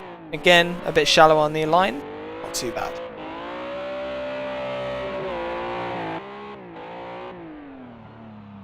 Right, this is the difficult one. Got to keep it in fourth, clutch kick it through. Big extend. Let's try and get it out to the next corner. And there it is. Doesn't look as difficult as it felt. Yeah, the R34 is a fun one, B. It's not so heavy as the Chimera and such, so you can use it on the tighter tracks as well. It's just because of the turbo, it's a little bit peaky, and so it prefers the larger tracks.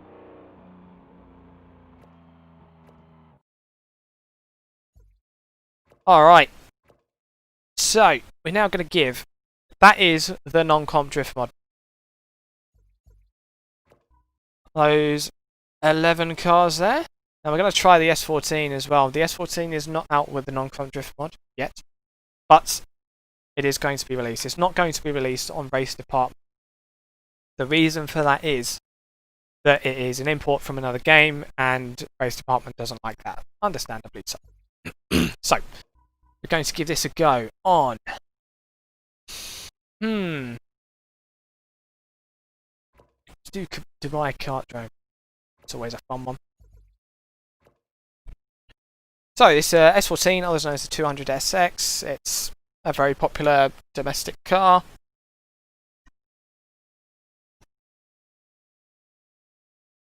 And this is the practice variant of it. So as you can see, it's got the boot missing, it's got the standard body kit, it's got no side skirts, front bumper, rear bumper, all standard stuff. And it's all the usual. Now, I'm restarting the game just so you can see the setups. You have 4 setups here. Each one is just a little bit different in how it works. So, I'll just take 250. Yeah. So, 200 is your lowest power, and this is on winter tyres as well. Low power, and so they're commonly used as winter tyres because he says as he looks at it, and they're using standard tyres. Commonly used winter tyres because low power, so they last longer. And because they have less grip anyway, the lower power doesn't matter so much. So we'll give those a go first. With the telemetry on.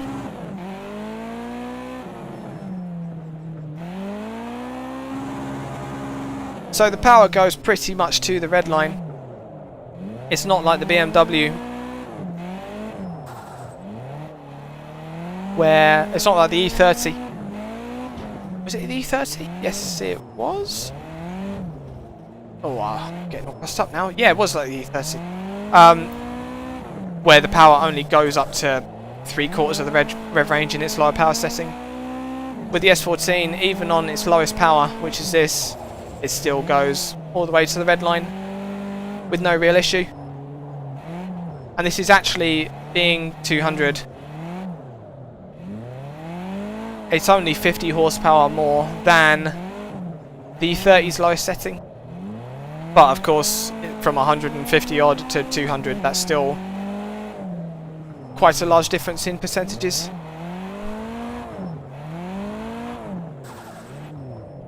So being the power level that it is, it's not really a fan of using the handbrake.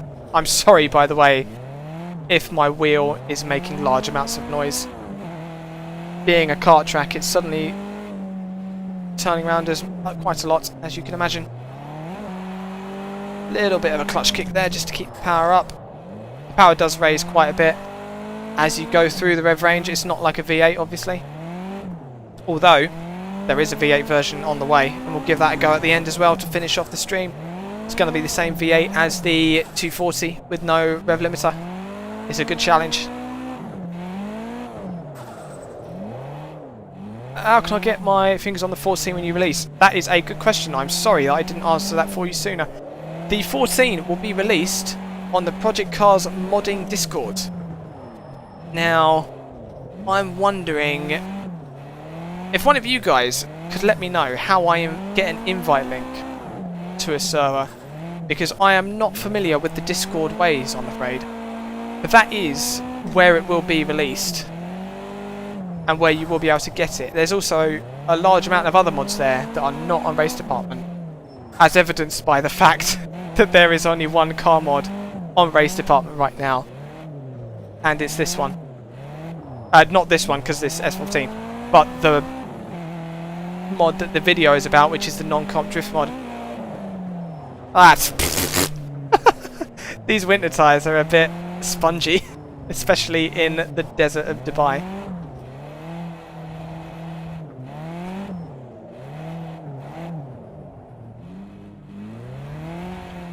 Yeah, I'm quite a fan of the no bonnet on the E30 Wanderer.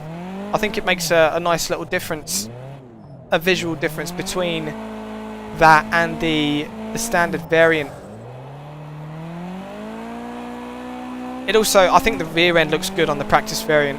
I think the rear end looks very good because it doesn't have the boot, because it's a big wing, because it's the Group A variant. So that's removed. But it also doesn't have the rear bumper, and the shape of the bodywork without the rear bumper, it does actually look really nice.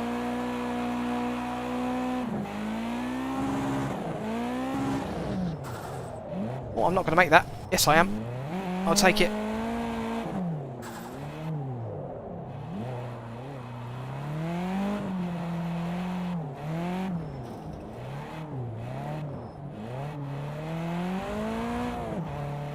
Right, I'm just going to pause just a sec, because my chair's sliding back just a touch. There we go.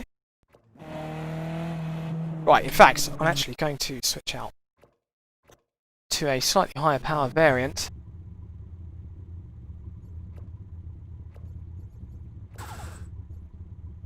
In fact, I'm just going to pause real quick. I'm not pausing the stream, I'm still talking to you guys, don't worry. I'm still here even though the video is frozen.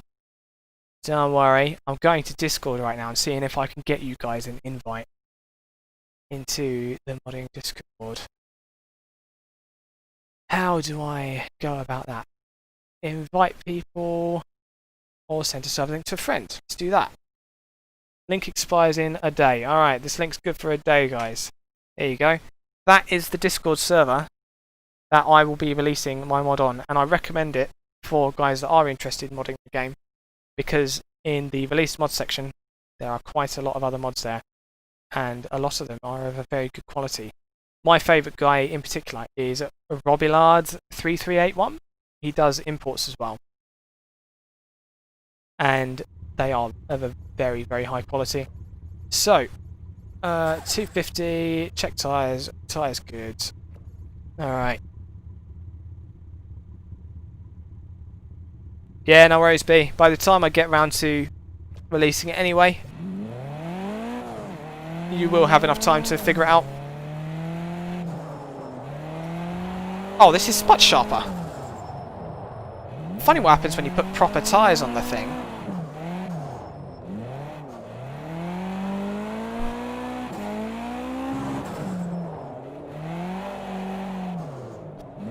So, for a short kart track like this, 250 horsepower, it's really all you need. Even for your longer extensions like that, it works, it's fine. I remember, whoopsie daisy, over transition. When the mod first came out, I keep an eye on the content other people make of the mod.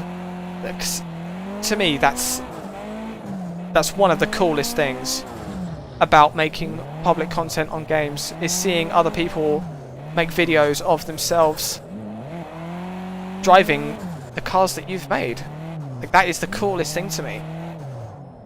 It just makes me so happy to see that.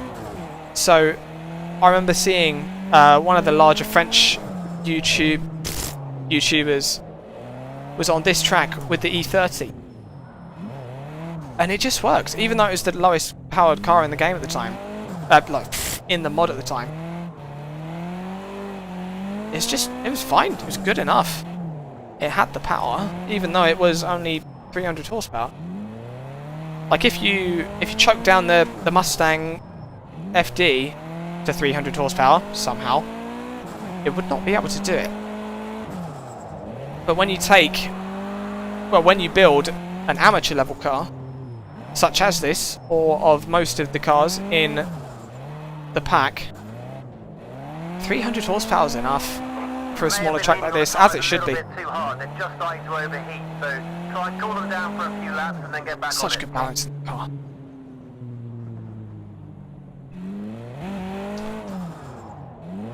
Yeah, for controller stuff, your easiest bet is to put the ice tyres on. The trouble is, of course, you're intentionally making it easier for yourself, which is a difficult thing for me to pass through, because obviously you kind of have to make it easier for yourself. But ice tyres on tarmac is the easiest way you can make it easy for yourself. But obviously you're missing out on quite a lot of grip at that point. The car's going to wander around. I have a lot of admiration for people who can reliably drift on gamepad with the normal tarmac tyres and such, because I did test these mods on gamepad prior to release. I say this mod, again I'm referring to the non-comp and not this S14 in particular, although I have driven this on gamepad a little bit to test it. And it's really difficult for me. I find it very tough to get the right angle of counter steering in, not just because it's on the thumbstick, but because I just find it harder to gauge how much it needs. Whoopsie-daisy. So if it is really as easy as raising the front tyre pressure, and you can drift with a gamepad and keep it on road tyres, on tarmac surface, no rain or anything, then I have a lot of admiration for what you can do. Because I've seen people who can do that, and I am amazed every time.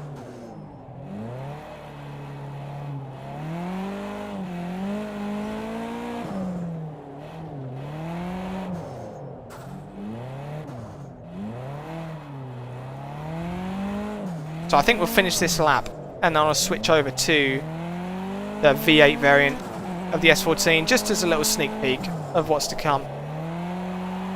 And we'll give that a go, and then I'll finish up the stream.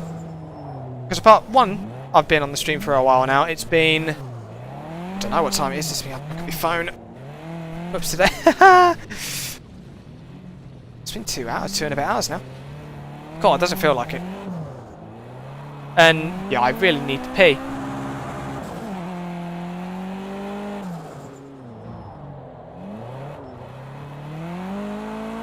So we'll finish up this lap. We'll have a go at the S14 V8 variant. If you guys have any track suggestions, stick it down in the box. Otherwise I'll just pick something at random. Right, let's have a look at the replay of that. Oh dear, replay of the one lap that I just looked at my phone and went off on the hairpin. Good job.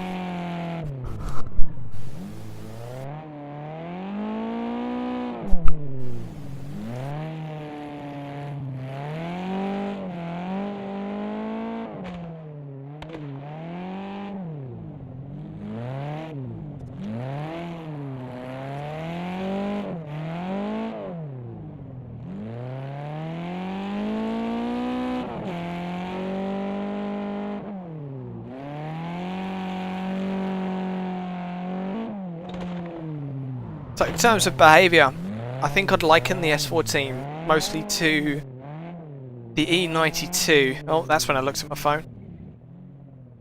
Because it does have a very similar kind of balance to it.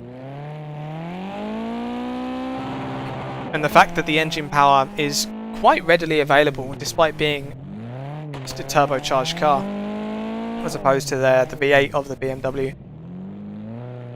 It does give quite a similar feel to it.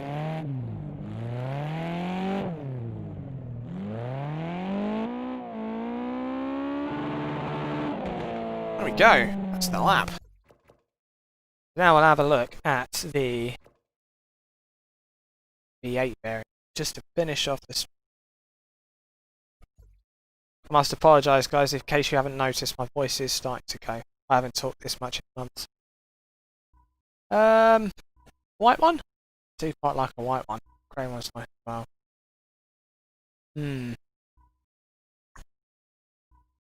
A silver one. Grey one. Silver, grey, silver, grey. Oh god. Choices. Now for track. What should we have? I think we need something a bit bigger. Ah, there we go. There it is. Nice bit of Laguna Seca to finish off the evening.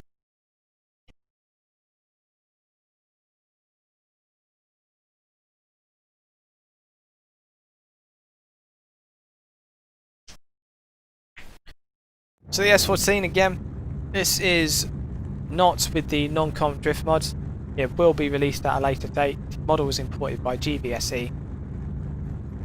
If you're familiar with his stuff, he did a lot of stuff on Project Cars 1. He's still doing stuff on Project Cars 2. He's a good guy.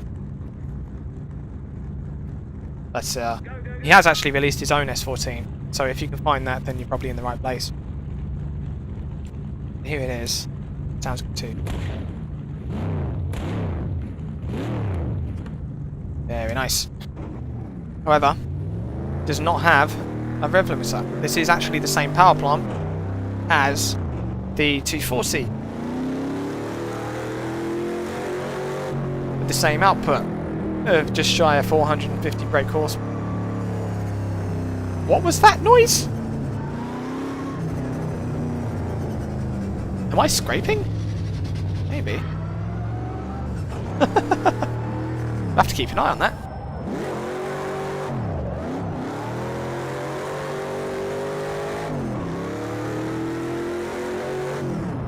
So, as I said, this has the same engine as the 240 V8 variant. So it doesn't have a rev limiter. But the saving grace of this is that it's on an S14 chassis. So it actually has a much better balance to it. And as a result, it does much better on the handbrake. So you have a lot more versatility in terms of how you can enter corners, because you just cheat the handbrake just a little bit. He says as he's about to go off into the dirt. There he goes. It's alright, you didn't see anything. So you do have more versatility in terms of what you can do. Just because of the natural balance of the chassis, I feel like I just over-revved it by quite a lot there. Oh dear, and I didn't give it enough throttle coming down because I was scared of over-revving it.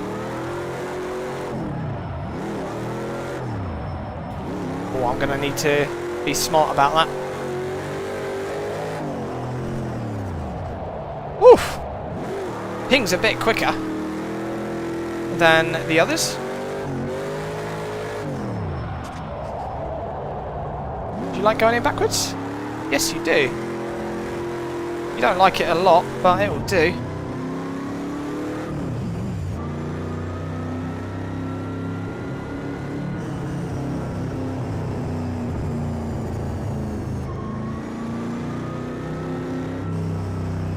I will check that out, B.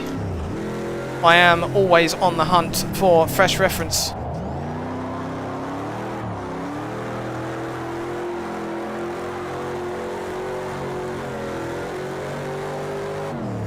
Especially of the Yeah, be careful now. Tires are starting to overheat a little bit. I was talking, thank you. Especially of the... Sounds like... It's not actually the RTR engine. It's not a Coyote or anything. It's... The sound is actually from the Panos. Anyway, as I was saying, especially reference material from not ridiculously professional competition builds, because then it gives you so much more indication of when the car is, you know, on throttle, off throttle, sliding, understeering, etc. Because it's so much more obvious in the lower power cars.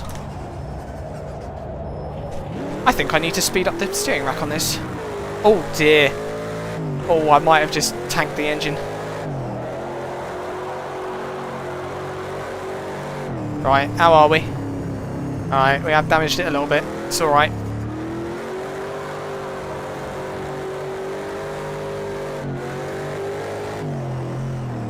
come to think of it, the RTR engine sound, I think this would be better as an RTR engine. Let's take it from low.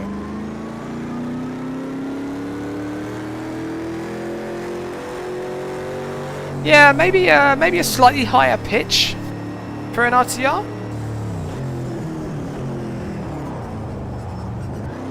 But I think it might actually be better than the sound they've made for the RTR.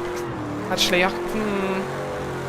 it might be the same sample set, which is why I'm thinking they're similar.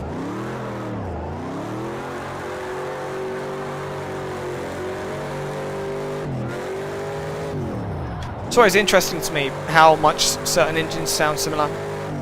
For example, the RTR, the Mustang RTR FD. Let's see if I can get this right.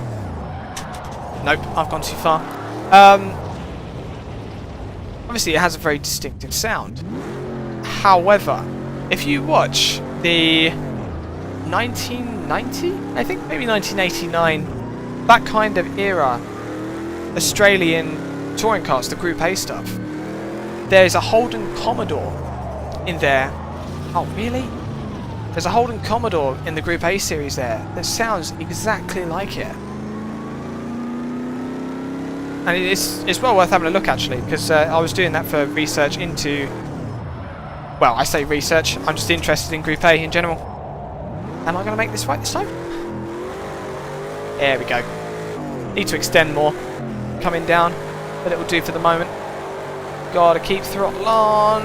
Get the line good. Nice. I'll read the chat on the straight. Big cheat on the handbrake. I'll transition into the hairpin. All the way out, all the way out. There we go. A bit too far. We made it work. Nice. Right, we'll stick it in fourth. Let it cool down a bit and rechat.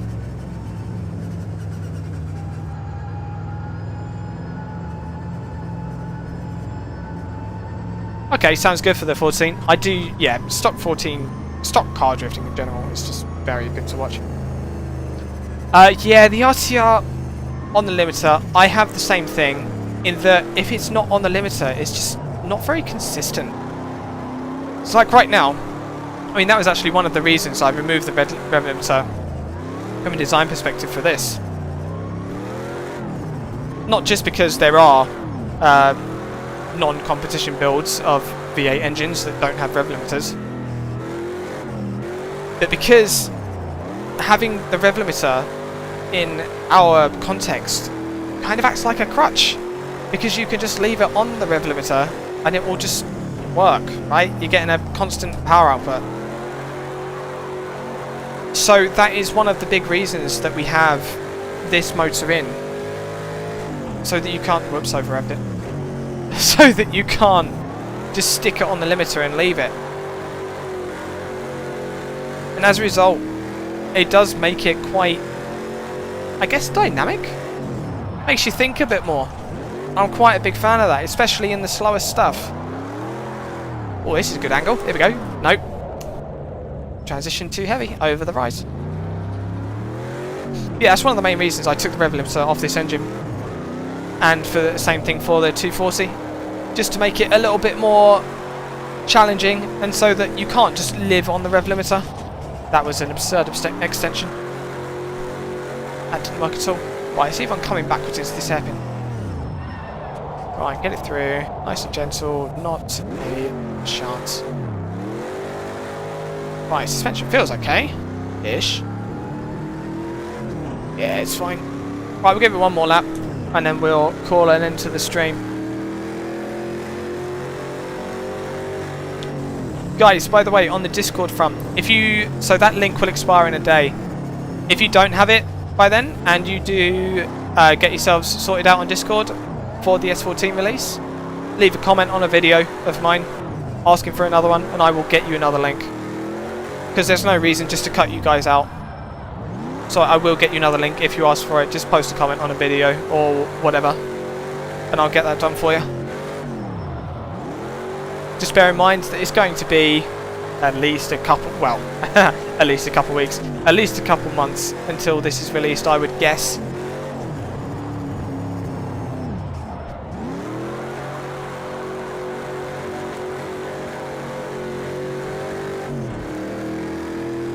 Right, can I chuck it in from here?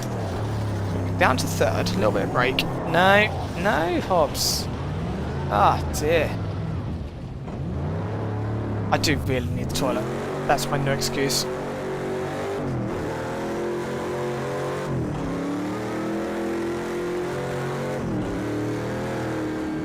Right, let's get this right. Right, let's try keeping it in third. Right, manage the transition. Nope, understeer.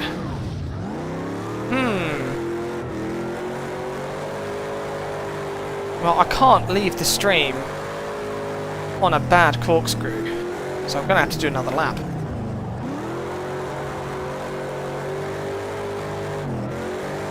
Right, see if we can get this right as well. Okay, I'm coming in a bit too quick. Yeah. I initiated way too late to try and make that reverse entry. Right, down a gear, cool off.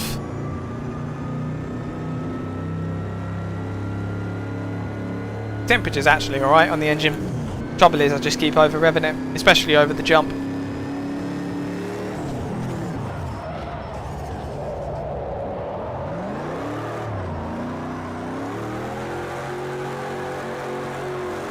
There we go. That's alright, Eagle. I definitely agree that the game needs driftable cars. Frankly, I'd say that for most sims, really. We were just talking about Automobilista 2 earlier, and how that doesn't have anything that can really slide at the moment. Even, you know, just your standard road cars, it doesn't have any of them. I think it's always a shame when you see a game come in and it doesn't have that. Even when a game like Project Cars comes in, the Radbull, I believe that was oh, I can't remember if Radbull was a DLC in 2. I don't think it was. No, it wasn't, because I remember working on it. So the Radbull was the only car that was decently slidable, I guess you would say. Hey, you got the corkscrew right. Nice. It did have others, like the Toyota GT86 and the Rocket Bunny variant with its 50 degrees of steering lock. I did pester the head of physics department for that steering lock to get that in quite a lot. That was good heaven. Shows what happens when you're not thinking. We'll go for another lap.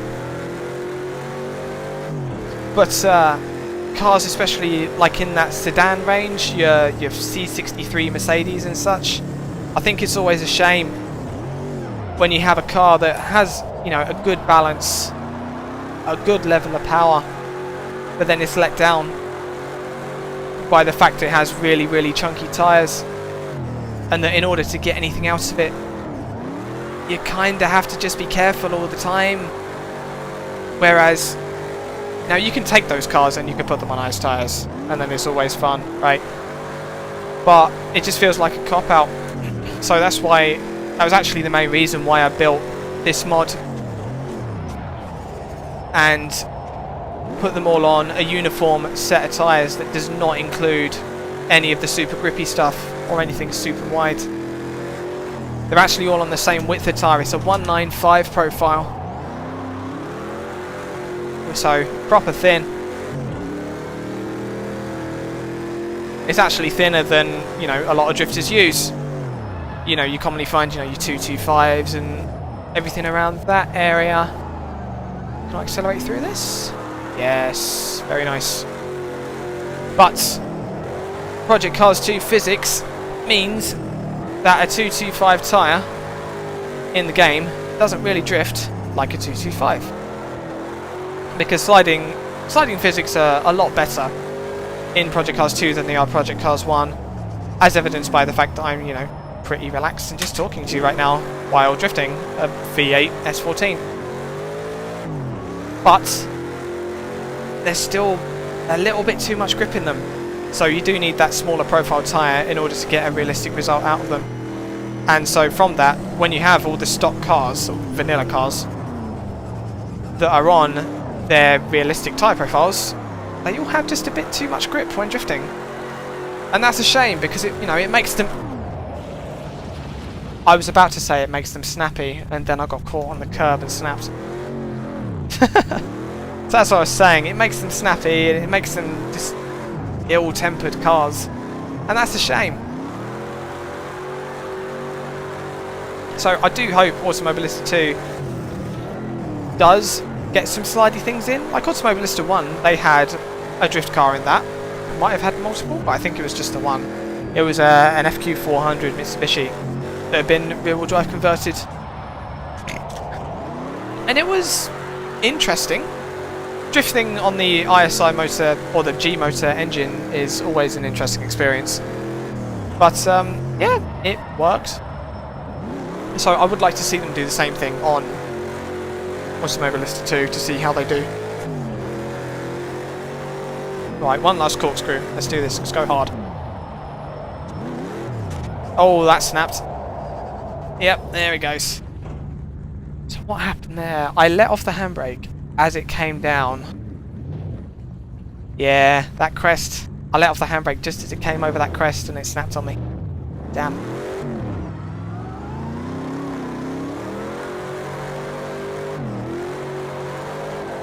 Oh, that was a good transition. Little bit of left foot braking to keep the nose in. Very nice. Flicky in. Flicked a little bit too early, that's fine. Right, one last reverse, see if I can do it. Okay, we got the angle. A little bit of brake. Oh dear. Unfortunately, being such a well-balanced car, it does make you quite over confident. B, I do want to see that, but I'm about to end the stream. So, can I recommend that you post it in the comments of the actual video when the video goes up instead of the stream chat? Because then it will stick around and I'll be able to see it afterwards. So, I am now going to end the stream, guys. I'm going to fade it out to a picture for a couple minutes just to make sure, because we've got like stream lag going on. But I shall see you guys another time. It's been a great stream. I thank you all for coming along. And I think I'll be doing this maybe a little bit more often. Usually I stream on Twitch. That's just small things really. Just little bits of bobs, and I stream Armour 3 on there as well, which I don't put it on this channel because it's not racing related. Or drifting related or whatever. But I might be streaming on YouTube more often, I think, because this has been very successful and a very pleasant stream. So, I shall leave you guys. I shall see you another time. Bye, chaps.